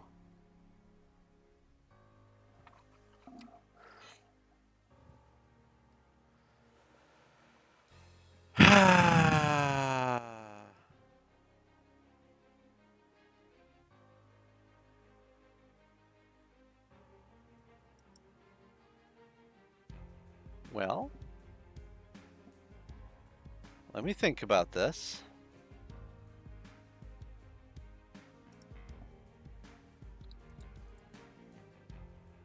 New folder. New mods. Let's go date modified.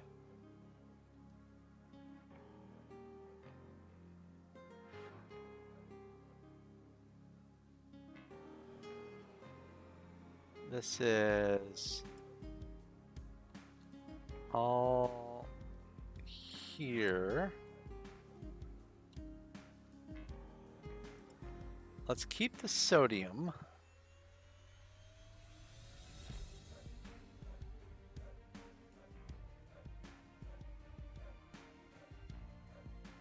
Let's keep the sodium and the indium and that.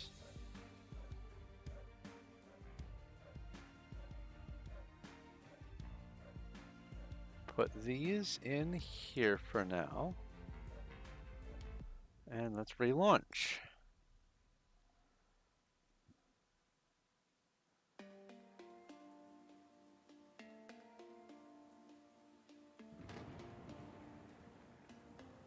This is why we're testing stuff.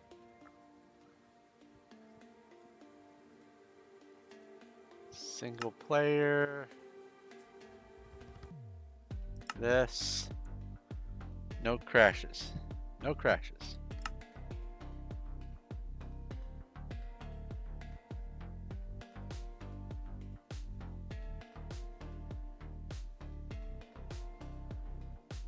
Okay. So it was one of the other mods. This is still 30. I'm gonna guess that it was the lighting mod.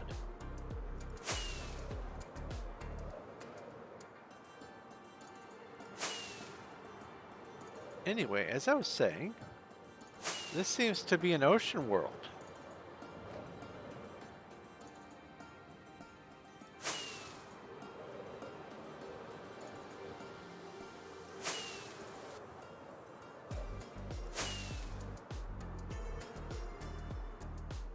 Look how far away I had to go just to get to land. That was well beyond the calculation radius for finding land. That's hilarious. Oh, when it comes to making the world that I'm going to be starting my challenge on, I am going to say that if I start out in the middle of the ocean, hello, how electrico? I'm going to say that even if I start out in the middle of the ocean, before I can actually start my first town, I need to get to land because I want the capital city to actually be on land somewhere. Anything that I do after that is going to be its own thing. But oh, here's that. If what's their face comes back, if Wemmaker comes back, I'll have some bones. Oops. But anyway, I'm going to need to have structure if I'm going to be building a capital city. And I'm also going to need structure if I'm going to be building the Newen Town's place. So that means that my Newen Town location is going to need reasonable access. So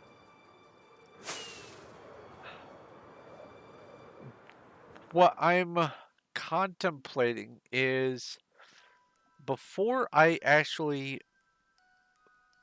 decide on a world, I think I need to make sure that I at the very least have reasonable access to land. If not for the Refugee to Regent aspect of things, then for sure the Newen Town. Because the Newen Town has aspects of it that seem to require being land-based. And I don't want to mess up the coding for it, because there are some things like it generates some structures in the world. Once you establish your town, it places things nearby-ish. Oh, it's one of these. Yeah, I remember. Yep. Oh, I touched a cobweb. Yeah, there's going to be some enchanted books. Oh, you can get amethyst shards from there. Potion of regeneration. Ew. So yeah. Electric bread. Oh! Ah, bread. That makes perfect sense.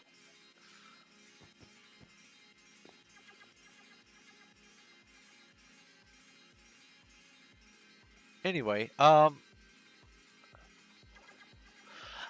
if it was strictly Refugee to Regent, I would not have a problem with starting out in the middle of the ocean and just working to build up from there, starting in Ocean Town. But if I'm going to be thousands of blocks away from any reasonable land, like this would be reasonable land, I could justify building here-ish for Newen Town. But if it was just thousands and thousands of blocks away, I really don't think that I could reasonably do that.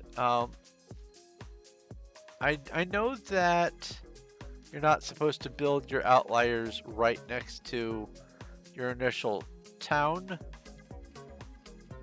And I could see maybe, I don't know, a kilometer away, 1,000 blocks.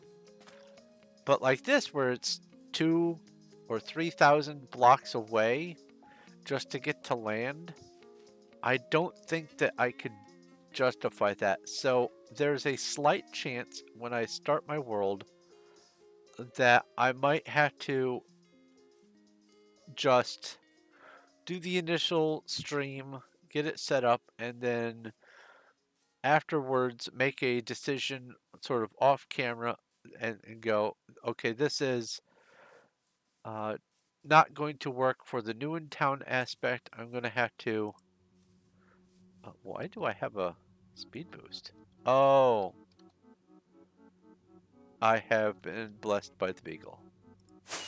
I will just off camera make a new map, get to the point where I ended up at the end of the stream, and just set everything up so that I'm within spitting distance of at least land.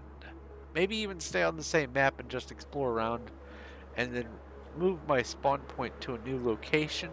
But I need there to be at least some land if I'm going to be building the new in town structures. Like even this, I could build on this level all the way around the mountain and have just this massive encircling city. That would be cool. That would be really neat.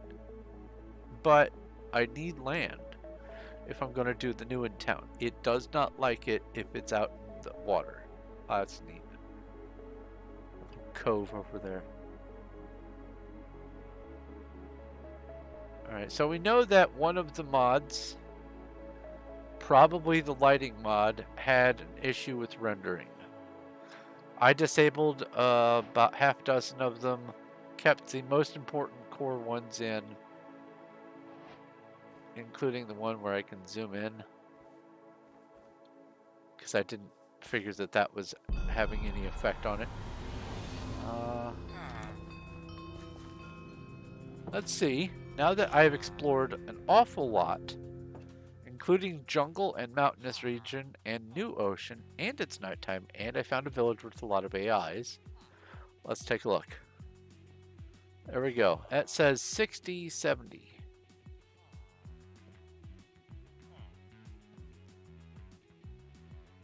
But if you look over on the right,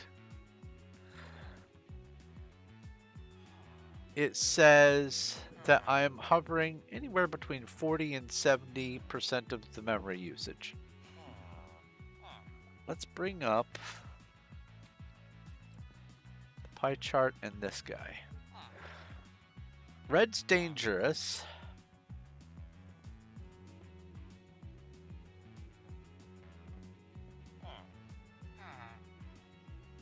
The frames per second I don't care about. But red they say is dangerous because well, 50 milliseconds per tick minimum is, or 59 or whatever, that is right above 20 TPS. 75 milliseconds per tick is 15 TPS. So if it's 65, that would be 20, 19, 18. It's about 17 ticks per second. That's what I'm hovering at. My average, about 65-ish milliseconds per tick. I get some spikes up to, it says 122. But that pie chart isn't dancing a lot. That's one of the things I'm looking at. And also keep in mind, I am rendering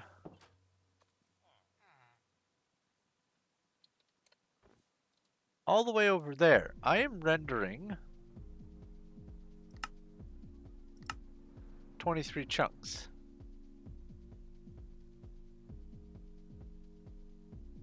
I don't have to kick it back to 10 or 8 or whatever.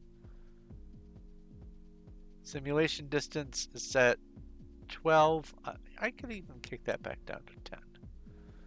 Oh, one of these options went away. Ah, whatever that render was. All right, let's do that. And then it refills out all the way out to there. That's so fast. Let's see here. Still about 65-ish. So that didn't make much of a difference at all. But now, let's save and exit and relaunch. And if it stays at 65, I won't be distraught.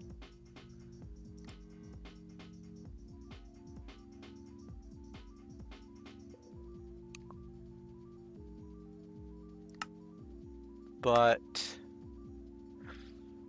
actually, let's fully disengage Minecraft from the RAM.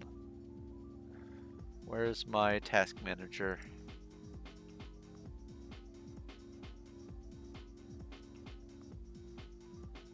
It is somewhere. Why are you such a dinky little thing in the top corner? What happened to you, task manager? Who hurt you? Performance. Resource monitor. There we go. That's what I want. Okay. Yeah, Minecraft is fully out of memory. Let's relaunch. Take a drink.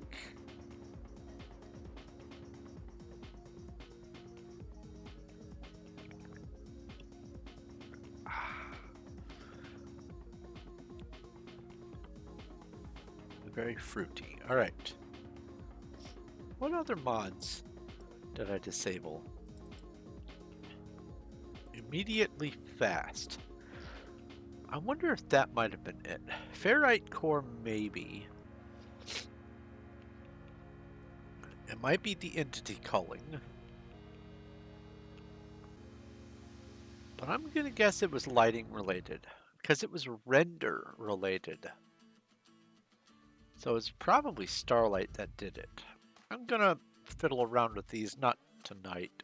I'm just going to load a world and then just take off and see. I'm gonna add one mod at a time. Load a world, new world, take off, see what happens, and if I crash, then I'll know it's probably that mod. Alright, let's minimize that. Let's click on play.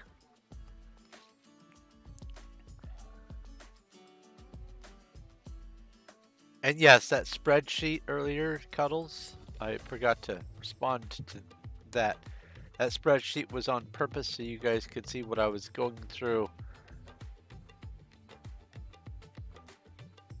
with all the testing and whatnot. In fact, if I do this,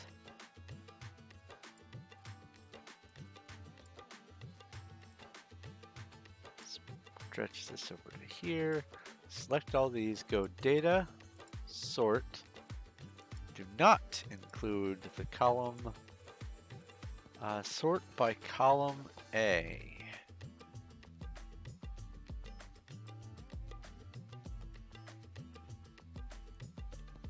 And then I guess column B afterwards. Okay.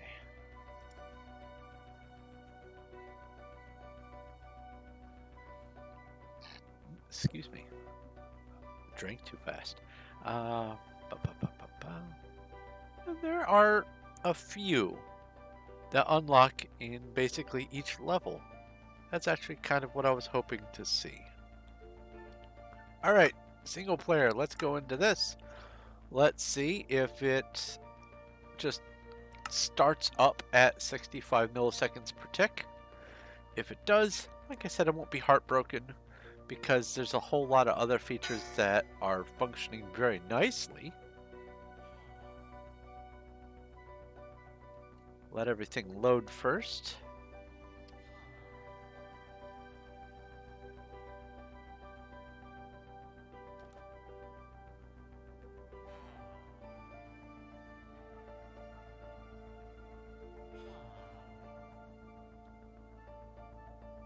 Just load everything in a nice big circle all the way around me.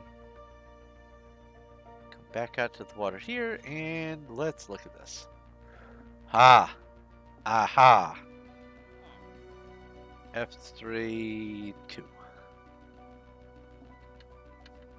That's only spiking up 2.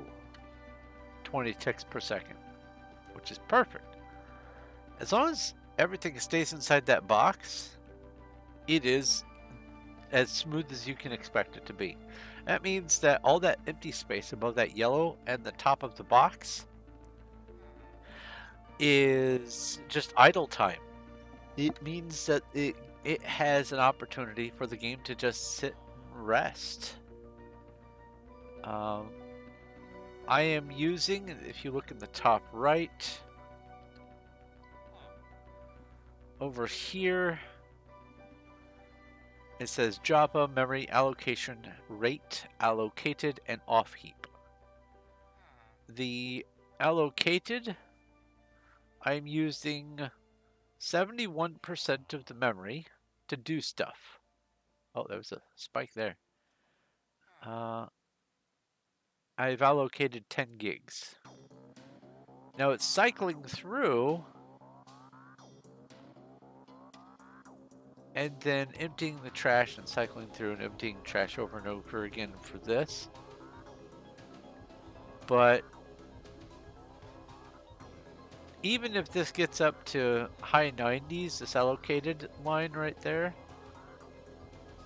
it's not a huge issue. It's not having a massive impact on the computer. But this is having even less of an impact than originally assessed. Because now I'm down to 35 milliseconds per tick. Now, granted, as soon as I go exploring again and flying around and loading new chunks and deserts and jungles and oceans and things, I will have to save and exit, relaunch, and then it'll just sort itself out again, ideally. But if I'm near a new in town location, that may not be a viable trick. Which is, like I was saying before, I'm planning on having my new in town removed from my original capital city. We'll see how that goes. Yeah, I think this is actually going to work pretty nicely. Now, what have I learned from the testing here? I've learned that. Well, here, let me just add another column. Insert column. Let me make the spreadsheet visible again. And I suppose I can just unlock the spreadsheet part and move you over here to the middle. And let's get rid of some of this busy going on in the background. For this, I'm counting default as 0. So what I mean by that is, let me center this. I can start interacting with these basically right off the bat. Oh, what happened here? Gilded. I made that gold. Why didn't that stay gold? Did I must have hit a button or something.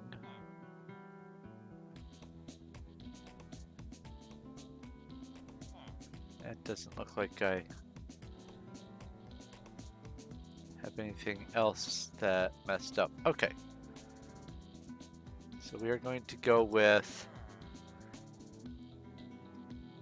0 in all of these, except that.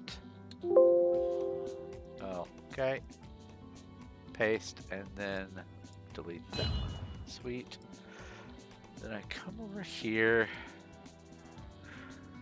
This is the only gold that I have. That is stage 5. Wood is stage 2. So technically, I guess these are all stage 1.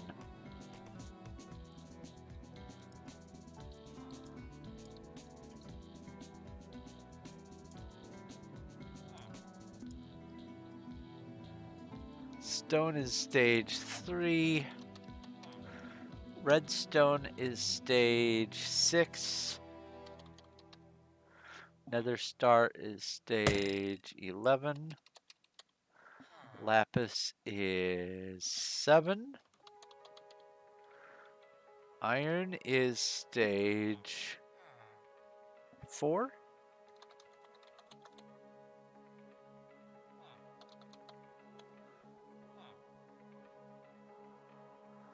Wait, hold on. Why is this? Oh, I did. Ah, I see. One of these zip files is a false zip file. Ah. Delete row. That's stage 5. Glowstone is stage 8. Emerald is stage 9. Diamond is stage 10.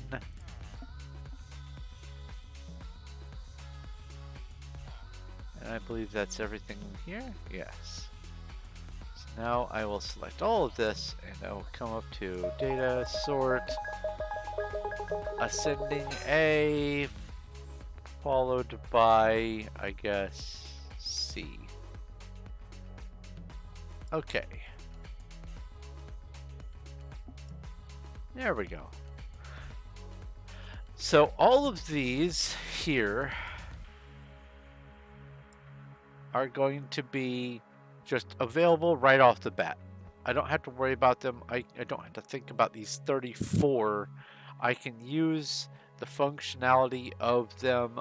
Some of them are just terrain generation, but some of them, like for instance the wolf gifts, I could theoretically tame some wolves and be expecting to get drops from them without, breaking the sequence. Then we have stage 2, the wood stage. Drop ladder, fishing extended, paragliders, side quest, and upgradable wolves. There's more wolves, okay.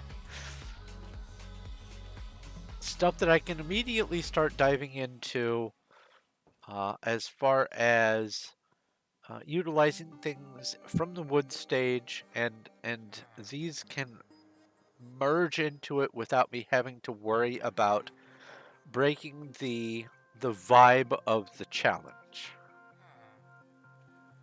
Then we have, let me zoom in a little bit so you can read some of this. There we go. Then we have here the stone stage ones. We've got the build plan. I can start using this to build walls and larger structures if I want. Cuttable wood, deep cutting. I can justify, if I find an iron ingot, I can justify using the stone cutter in order to craft the different kinds of stone for building. Because the way I look at it is the stone cutter is just, a way to skip a step of using your crafting table manually, making slabs and then chiseled and stuff like that. This is a way to have a bit of a quality of life. So I don't count this as breaking the sequence if I'm just using it for making building materials. That's not a problem. And also the plant wax, same sort of thing. If I can manage to get dead bushes, then cool. Next stage is the iron. Oops. Cauldron, copper beacon, enhanced jewelry. That's dipping a little bit into semi-magic, but not really. Same thing with Kath's skill system. Not really magic. Furnace plus, it's a little bit more functionality. We aren't actually getting into mechanizing things. It's just, you can have a little bit faster of smelting. Journey, if I want to name an area, I can spend the materials to do so and assign. That's not a problem. Mine carts, obviously that has to be in the iron stage or later if I'm going to be making rails and laying track and doing minecart stuff.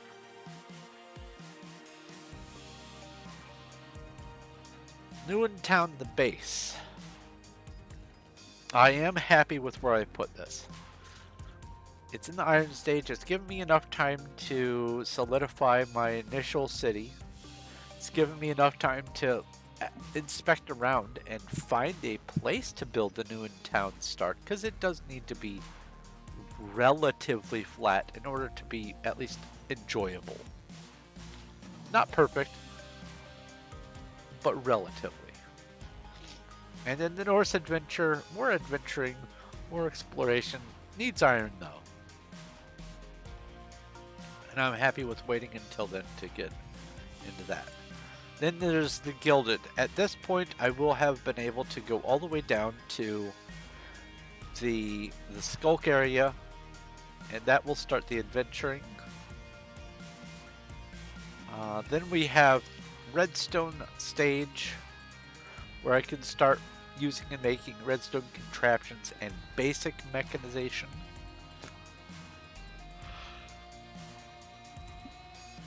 Sorry, that's that's what this is. It's I can automate the bonsai pots.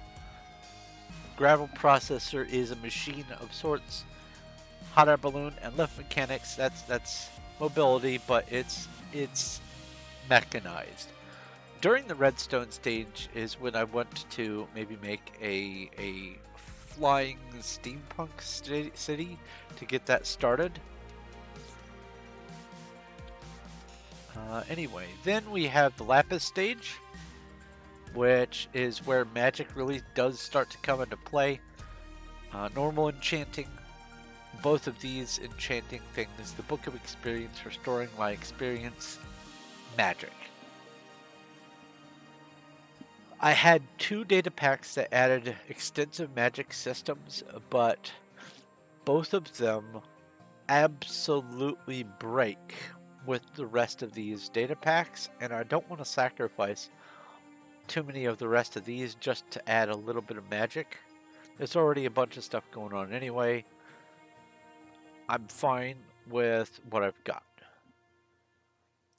The glowstone stage, access to the nether, waystones for fast travel, soul catcher, and that also sort of makes sense anyway, for being able to capture and move other mobs. The emerald stage, this is called the Emerald Megalopolis stage. This is where I figure I can start doing the heavy mechanization. Simple energy, stardust fragment, mechanization, that's what those are. And this is perfect spot for them to go because there's not really a whole lot that they have described for what you do during the emerald stage other than, you know, expand and prepare for moving into the next dimensions. Well, the next dimension anyway, because at this point you've already been to the nether. Then we have going to the end in the diamond stage, the diamond capital stage. I have Nullscape and the 2 inn villages. Those are really only going to come into play in the end anyway. And at this point, I will be also doing the inn-related things for Town. And then there's the Netherite upgrade, which I just demonstrated that Netherite to Indorite Elytra. That's what that was. Now, I am going to have to mess with the Town and see which individual structures I'm okay to use at what stages. Because some of them I can use right off the bat in the iron stage, but some, like the ones that send me to the nether or to the end or whatever, I can't use those yet. So I am going to have to mess with that maybe over the weekend, maybe next week. And then finally we have the Nether Star Imperium. Town Dimensions, the expansion, that's where I'm going to be starting to put all my colonies on space and stuff like that. I might start exploring like the moon Let's think.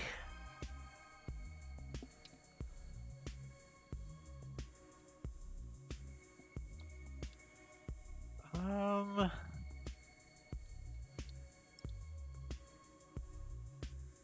no, I don't want to start doing the moon until I've been to the end. Okay. And also the Stardust fragment, I won't be justifying going to any of those special dimensions until the Nether Star Imperium. Huh. Yeah, the Emerald is a good spot for that. All right. And then the other side, going to the Skulk dimension. Even though I have been able to go all the way down to the Skulk area back as far as stage 4 and 5 and all that, I don't want to go to the Skulk dimension until I am already occupying other dimensions. I'm past the end. I'm going to the New in Town other dimensions. I'm going to space and colonizing planets. Going to the other side and colonizing there. I want this all to be late progression. I can't really think of anything that I want to justify moving to the gold stage from anywhere else to maybe add a little bit more balance to unlock more stuff in the gold stage. But then again, the gold stage is more conceptual.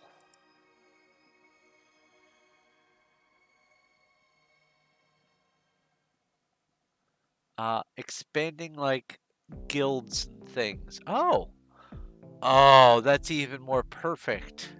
Gilded and gold. Okay. That never even occurred to me.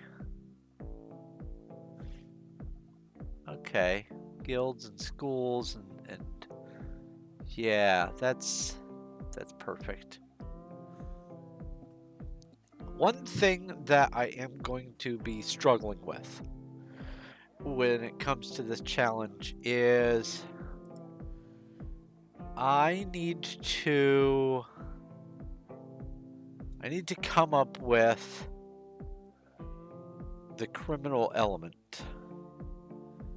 Because just like there's going to be nobles like lords and barons and stuff, there's also going to be crime lords and like bandits and pirates and stuff like that. And I am going to be setting aside outliers strictly for the criminal element. And one of the ideas I was having was if I could figure out how to make additional things for the New in Town building and build like this sewer system underneath the New in Town. I could use that as the base of operations for the whole criminal element, at least for that part of it. But that's going to take a little bit extra doing. I'm not sure if I can work that in. I'm not even sure how much time and effort that's going to take to set something like that up. So I'm not going to bank on it being immediately available. So what I will probably end up doing is just manually building the stuff myself and just go from there. Let's see here. Let's hide this. I want to... What's that say?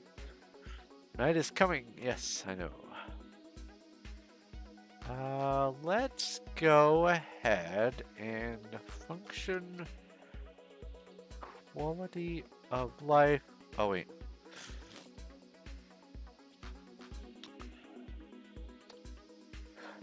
Okay.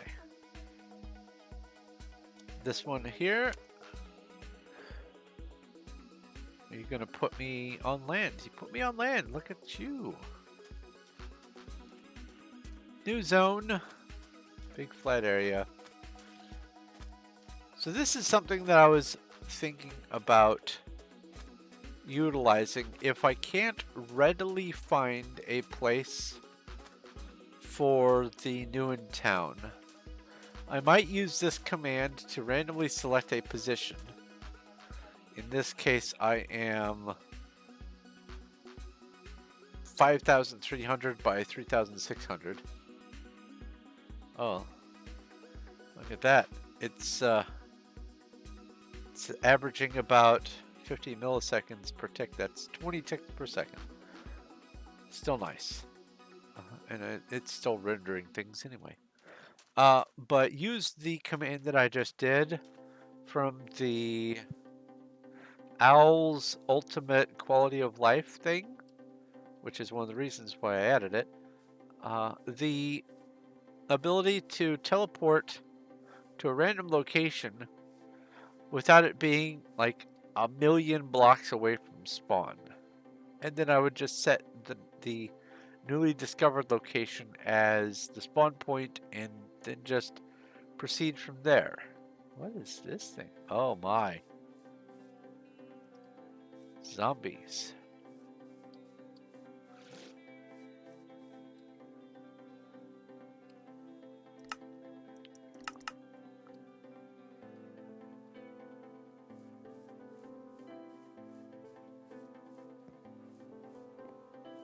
Alright, I set you to normal. Start zombieing.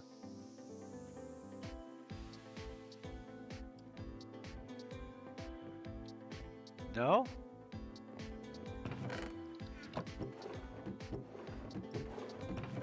There's no loot in any of this.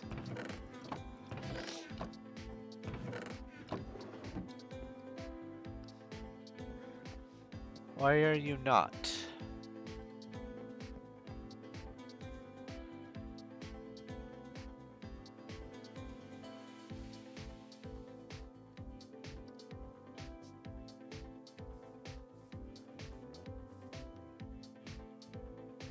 Do you have to be on hard to start spawning zombies?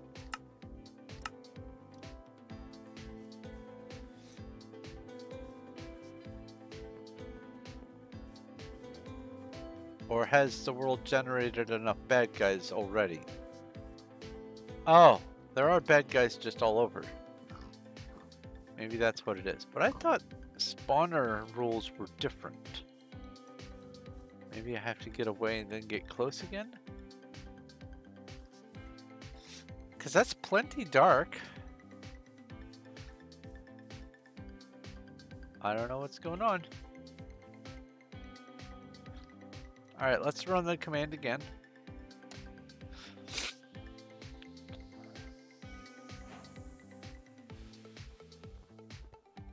Definitely not nearby. 8,000 by -700.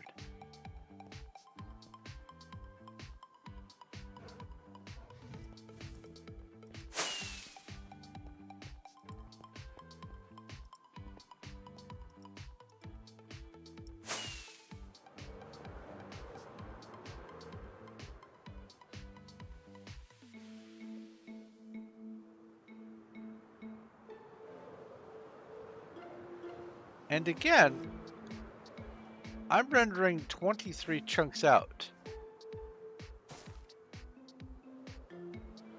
This ain't too shabby.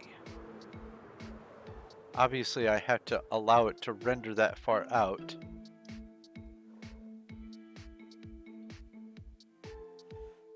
Let it think.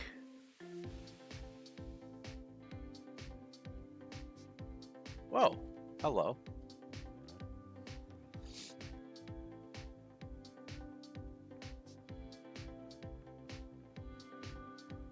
Imagine being able to see this far on Performium. That would be wild.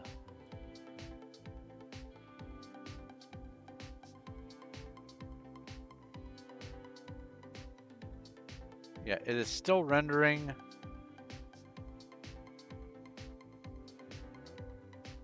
New terrain. You can still see it rendering over there.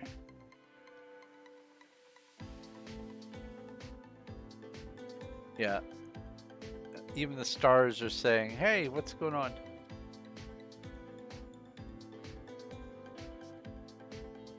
Yeah. Big ol' spike.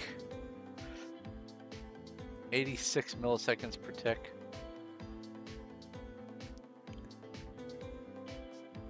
Then if I come over here and land,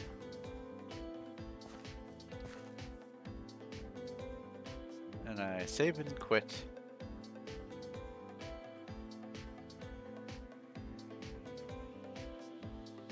I should be able to just go straight in from here and have it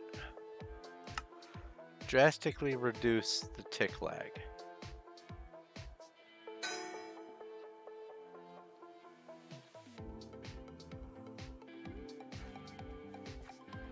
Still at 50. It's still generating new chunks.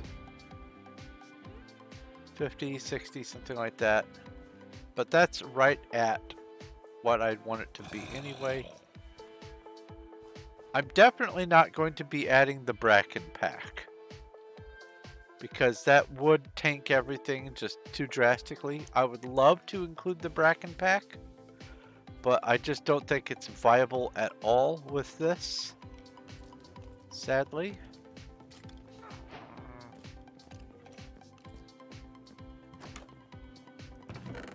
But that's got loot.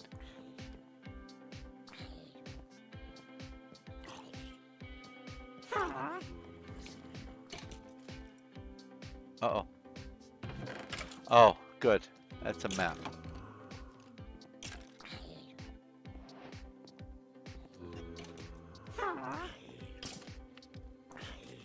Some nice cyan candles.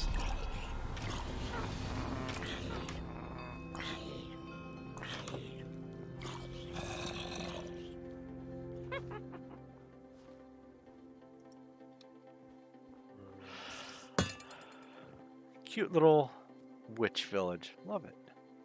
Now what's this? This caught my eye earlier.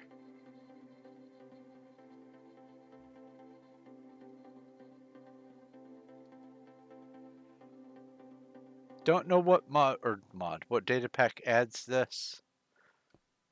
Might be structory.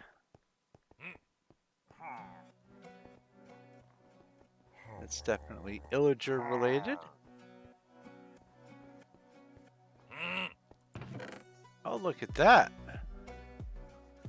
Yeah, you can definitely find iron ingots right off the bat. I say right off the bat, you have to be able to deal with these illagers, but it's still, day one you can manage it. Oh, look at this.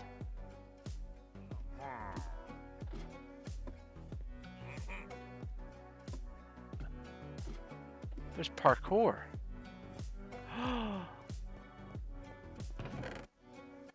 Hidden loot?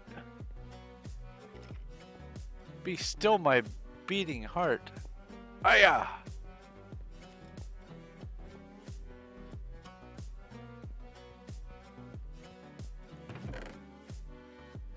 Riptide 3. Another ladder. There's stuff on top. If there's stuff on top, I'm going to be just thrilled. There's not.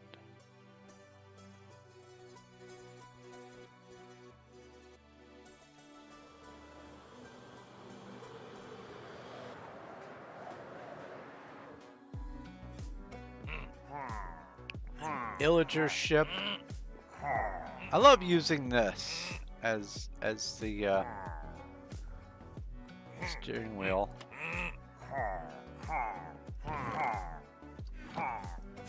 Oops.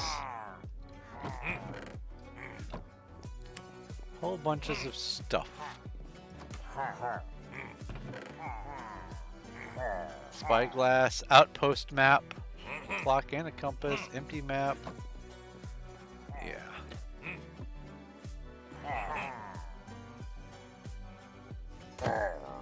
Bye. Ow.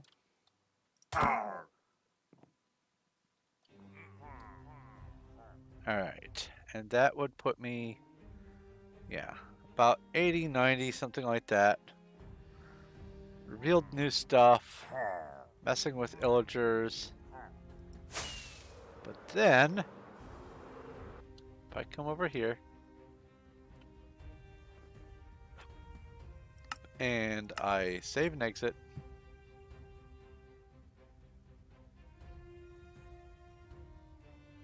I give it a few moments, and then I go back in. It should be right back down to 50 or less.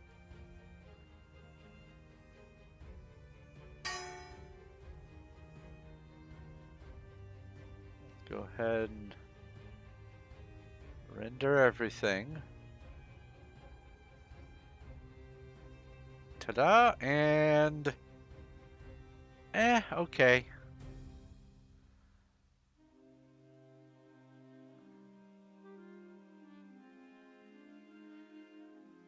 Like I said, I'm still not upsetty with 75, especially because it is still rendering new stuff.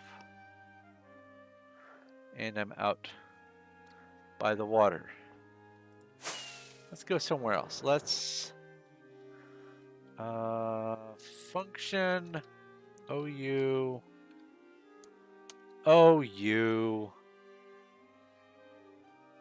What on earth?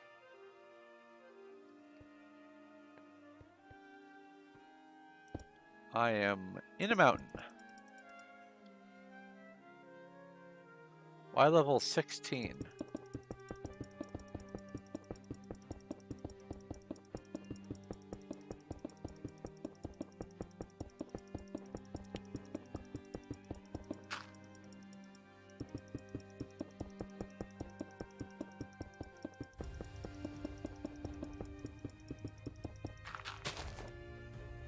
Woohoo! And I'm in a jungle. So that's not going to help with the render much, but let's check it out. Yeah, that dropped it down to 60, 65.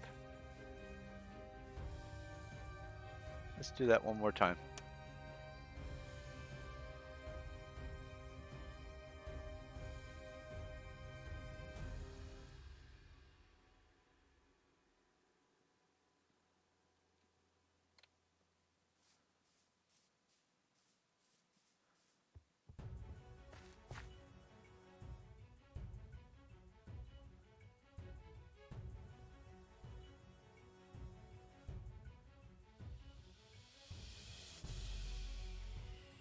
Rendering water, rendering terrain.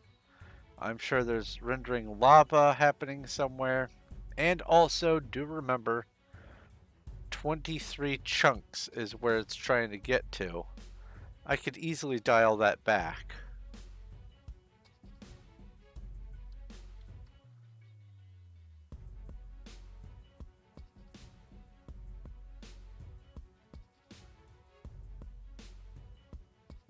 More stuff going on over here.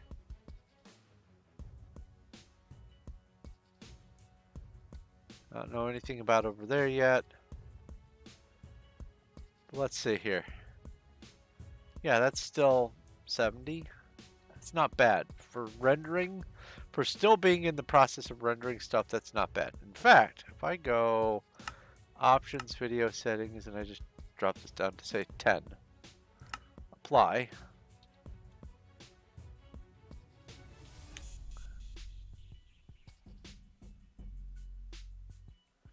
Betcha.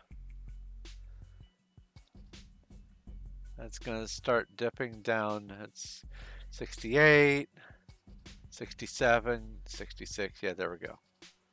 It's dropping. So,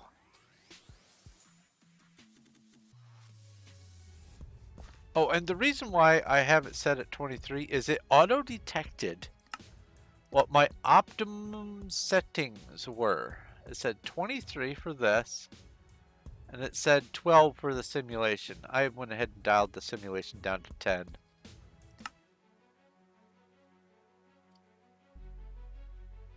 But I think it's going to be nicer if I can see further out.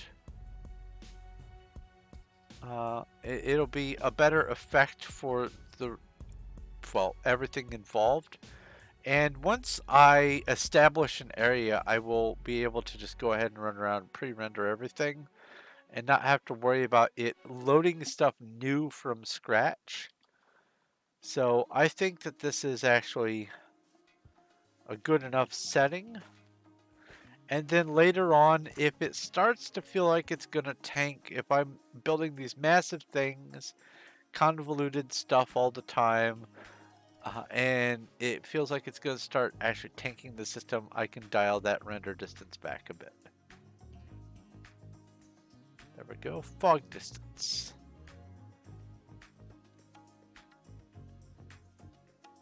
That is so awesome, being able to see all the way over there. On Performium, you get to see to here, roughly. Somewhere around in that distance. 4 chunks away from where you are. 1, and then 1, 2, 3, 4.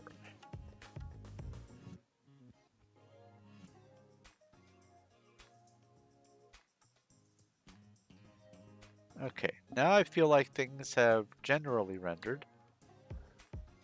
That says about 72. Let's relaunch again.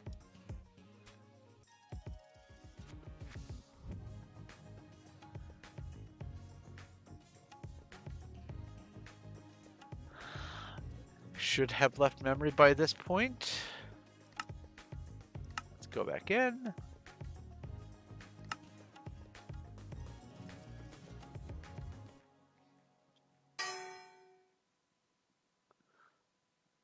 Now it just has to load what it knows.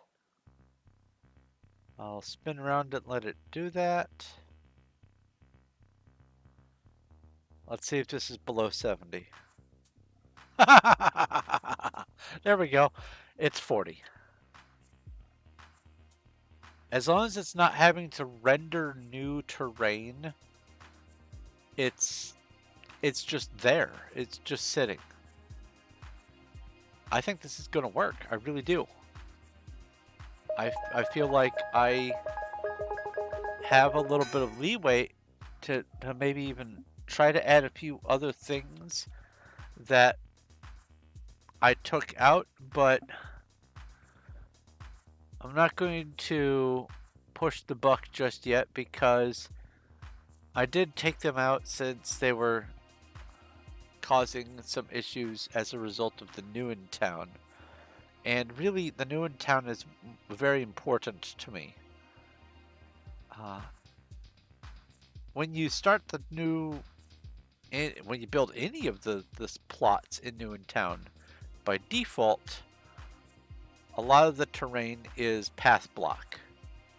And in villages, it's path block. And so I had that one mod in called the Travelers mod, or Datapack, I mean, and it allows the use of certain block types to use as paths so you can travel more quickly. It doesn't give you speed boost as an effect, it just, you have speed boost. It just is. And because of it having to calculate the path blocks all over the place, it was just going haywire. Especially because you could spread the path blocks by walking in a direction. It was being iffy. So I went ahead and took that one out. But by taking that out, I might be able to squeeze in something else. Or I might be able to add that back in if I can properly disable the path blocks and just use other things like the polished and whatnot. Because I'm okay to use polished as roadblocks. I'm fine with that. Let's see here. Was there any other testing that I feel like I should be able to knock out before I get too far into things? While I think about that, I did want to mention that over on my Discord, I have a channel that I've been saving up some of the information that I'm using toward building this Datapack collection. And then I also have another separate channel called R2R Datapacks. And then once I get all of this hammered out about when I can use what and during what stages, and once I merge together all the information from the different versions of the challenge that have existed over time into one cohesive sort of a checklist for me to follow, I'm going to open this channel to people who are beyond just my Patreon supporters so that it can be looked at. Now, I will say that there are some decisions I'm making that are roll of the dice. How many of what kinds of structures to build for each given stage. It says between this number and this number. How do you pick that? I roll dice. So if for my original city, say on the stone stage, it asks me to build between 1 and 10 shacks. Let's call them shacks. I would roll a d10 and maybe get a 4 or something. And then later on, when I'm in, say, the gold stage, and I've got another town that is reaching its own iron stage, or stone stage or whatever, and I need to add between 1 and 10 shacks, I'm going to have to roll the dice again when it comes to the additional outliers. So it's not going to be the same number every time. I'm going to have to figure out a way to make a note of that at the beginning somewhere and say anything that calls for a random amount needs to be re-rolled for each outlier or something like that. But what I'm trying to do is make the entire thing as understandable and accessible as possible to everyone so they can go, all right, I need to build this structure and this structure and this structure for this stage. They need to meet these requirements here, here, and here. And once I get all of these items and these structures done, I can move on to the next stage. Because there really is no longer a cohesive singular place to find all the information for the Refugee to Regent challenge, and it's annoying because it's a lovely challenge, but I think part of the reason why so many people have given up on it is because once you get to about the gold stage, it just kind of goes, guess you could build some of these at this point. What I want to try to do is utilize the data packs and these other dimensions and things to drive the story forward so that I have more definitive objectives for my building and expanding. By the time I get to the Nether Star Imperium, I should have no fewer than 10 to 15 cities, but I'm probably going to be more than that. There will potentially be a few instances where some of my outliers are going to be merging together. Like I might have one outlier that's solely dedicated toward farming and agriculture and stuff, and have a nearby outlier that is strictly for, say, uh, some sort of guild. It's a college town, basically. And they might be close enough that I could justify adding an additional guild, like a farming guild, next to the original guild and have it be an even larger guild town and have it merge with the farming area and use the fact that the farmers are able to get an education to increase the production, because that is a mechanic that's kind of built into the challenge. You can use education to boost production. So there's a whole lot that's going on with this that I need to do a whole lot of math and a whole lot of planning behind the scenes, and I want to do it before I start the challenge so that when I do start the challenge, I'm just reacting to the environment and not the paperwork. So that is largely what I've been working on. I have set it up so that, where did I put that post? It is over here, over here, over here. No, gift of style. No, maybe later. There we go. So, because I've been sick lately, I've been having to put off a lot of the things that I've been wanting to do. And now that I'm feeling better, I set aside a timeline for getting things done. There are 11 stages. It's dirt, wood, stone, iron, gold, redstone, lapis, glowstone, emerald, diamond, and nether star. Okay, so if there are 11 stages and there are 22 days left, well, there were 22 days when I set up this list, that means I have 2 days to figure out what I need to do for each of the stages. That's the 10th and 11th for dirt. Those are gone, and I've done dirt. 12th and 13th for wood. It is right now the 13th. I've already filled in the information for the wood, so I'm on pace. But I have the 14th and the 15th for stone, and then I just have to keep going. The last 3, emerald, diamond, and nether star, those are kind of, they're wild cards, sort of. But I do have some information that I want to fill in for them, and I need to put in the rules for, alright, if you have followed the minimums, you've set this outlier, then that means on this outlier you need to bring it up to this stage, on this outlier you need to bring it up to this stage, and so on and so forth. So there's a lot of busy work that needs to also still happen during those stages. But I'm going to be up to my eyeballs in busy work for the rest of the year.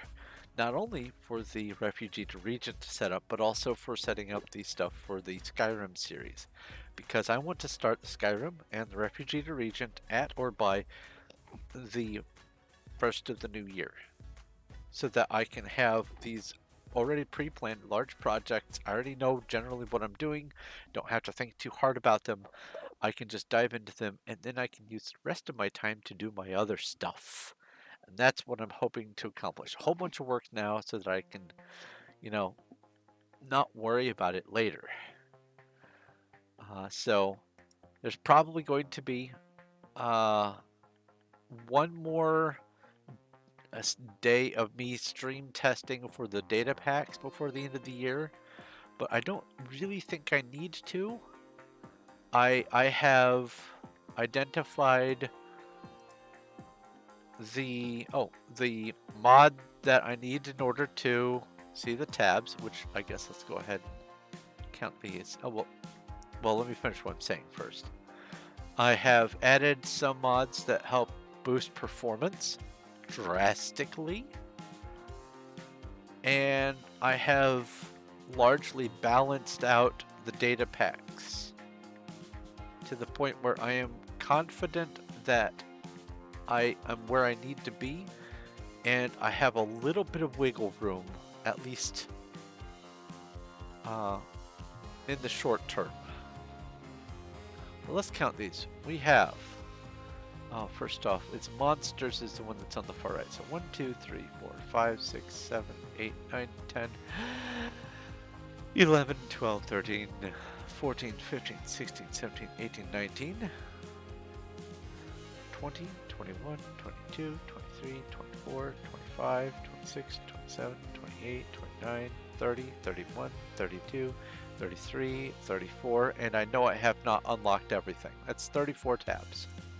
That's almost a full 10 more than Minecraft allows. Now,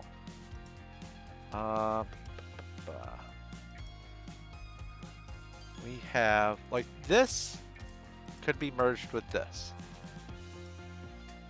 So 34, that could bring it down to 33.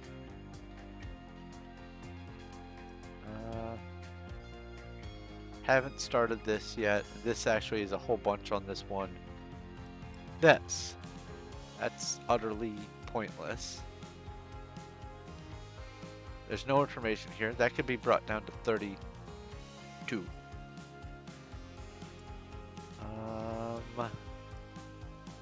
Or it could be merged into this one.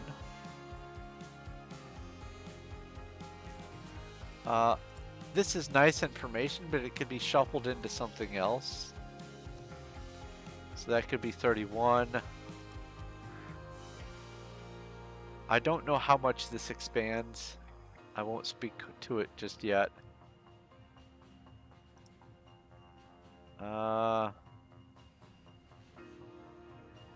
Could definitely lower it by at least 3.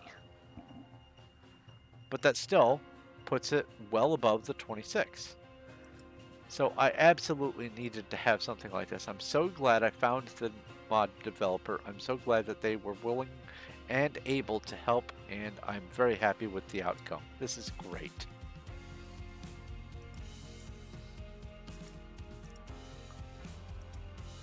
Yeah, like this expands a lot more once you get going into it.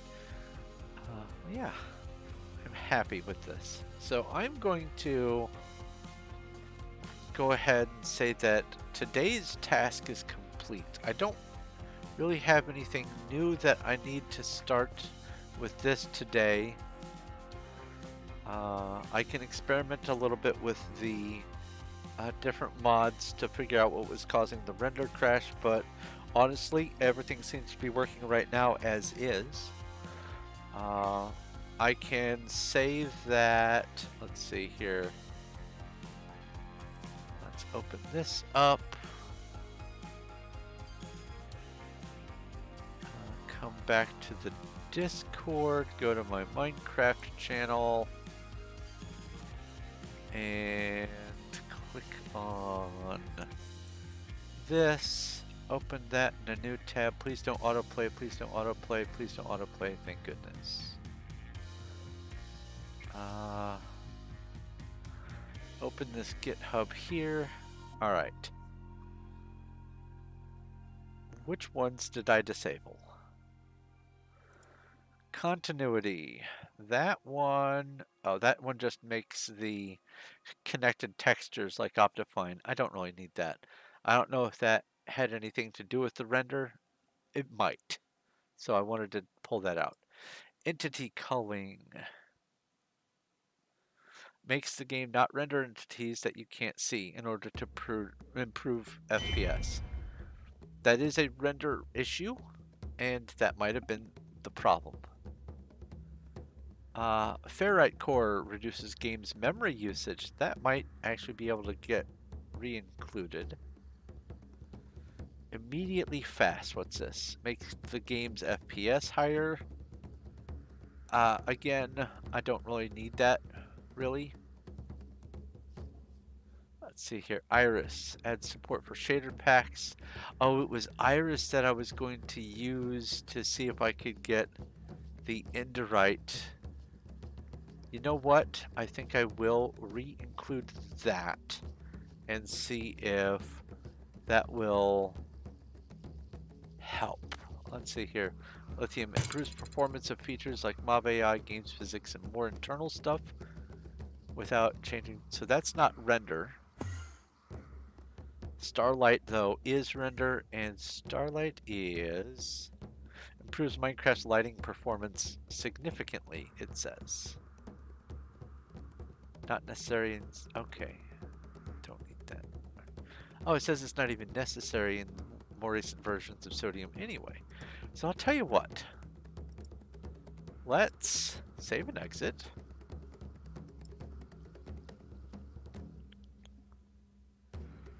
Let's quit the game there. Let's reopen the launcher. Let's go with iris, lithium, and ferrite core.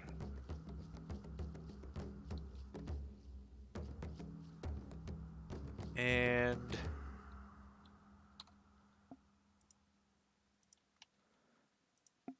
re-include those three.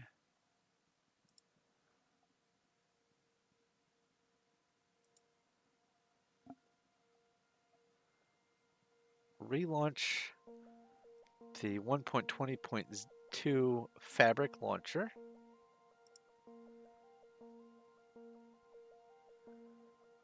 Let's go single player. Go into here. I generally know what I'm doing with this.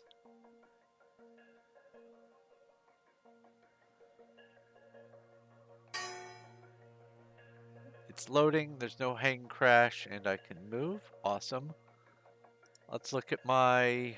it does not look like an Enderite thing.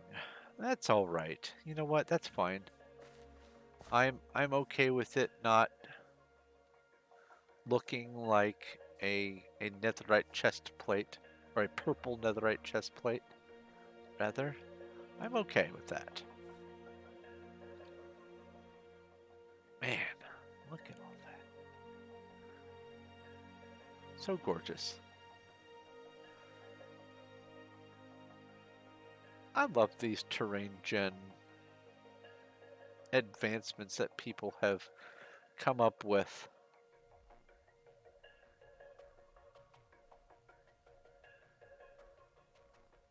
Really, honestly, this game is beautiful.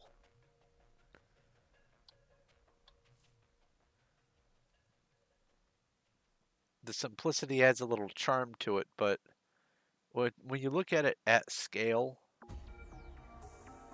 with what they have been able to do with this game, the core and with modding and other stuff, this is just so stunning. Hey, pumpkins.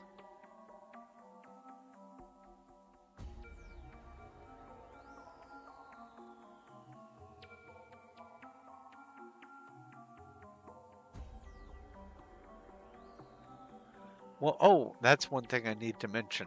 When it comes to Refugee to Regent, during the dirt stage, you do not get to make farmland of your own. You have to rely on farms. Now, you have to, in order to pass the stage, you have to accumulate a number of farmed goods, and you also need to have a certain number simultaneously planted. So that means potentially you're going to have to find a couple of villages in order to get some farms started. These villages, by rights, ought to be some of your first outliers and will probably get assimilated into your first town. Now, villager structures cannot count toward the number of structures that you need to build yourself.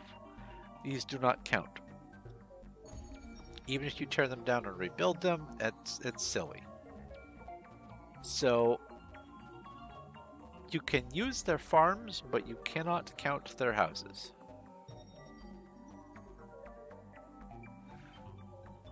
Iron golem in that one.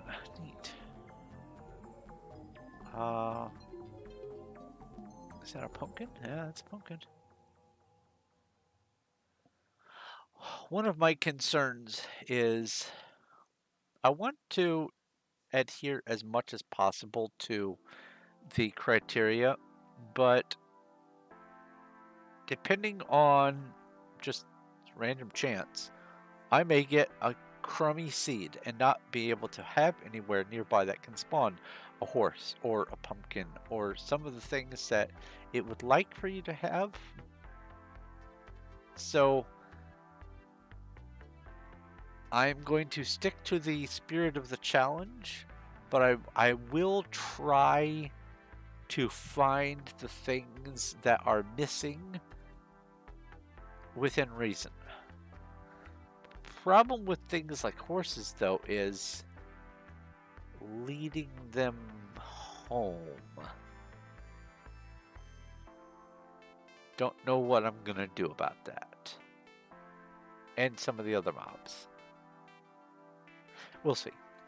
But I think that today... Oh, I guess I should probably... Oh.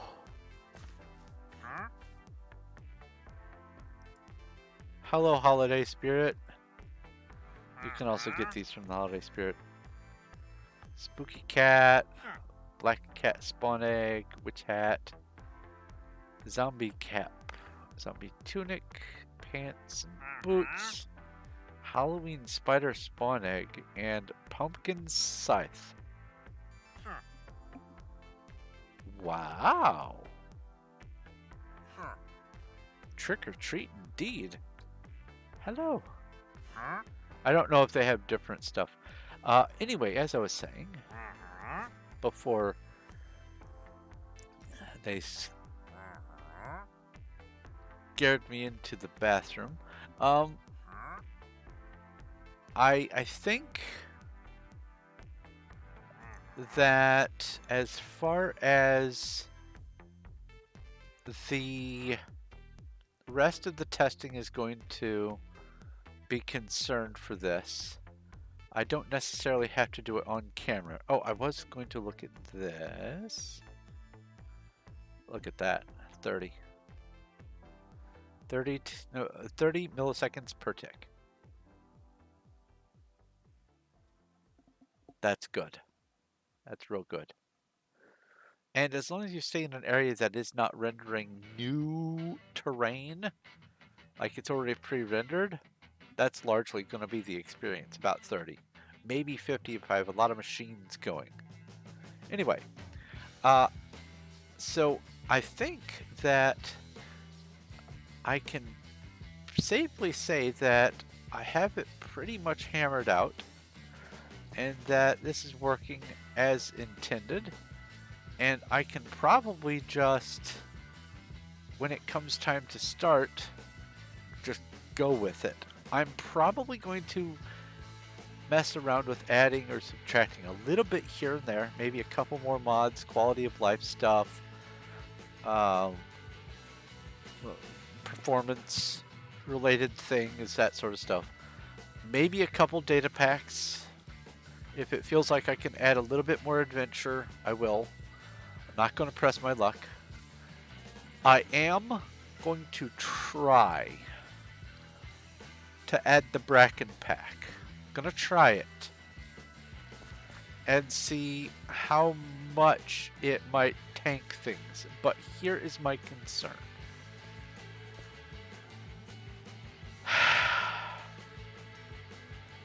There might be a conflict between falling through the stages in Stardust and falling through the dimensions, and then also falling through or rising through the dimensions for the Bracken pack. Now I'm not going to hold my breath and try to force the Bracken pack to work. This right here, this is my baseline. This is working perfectly fine. I have enough in it to keep me busy for the rest of time. But I do want to see if I can include the Bracken pack and and or a couple of other data packs that add a little bit more spice to things. Now, because I have dived into modding as well, I might also include some adventure related mods. I'm not going to go ham with it, but I'm going to look into it and see what there might be. Maybe some quest generating, maybe a little bit of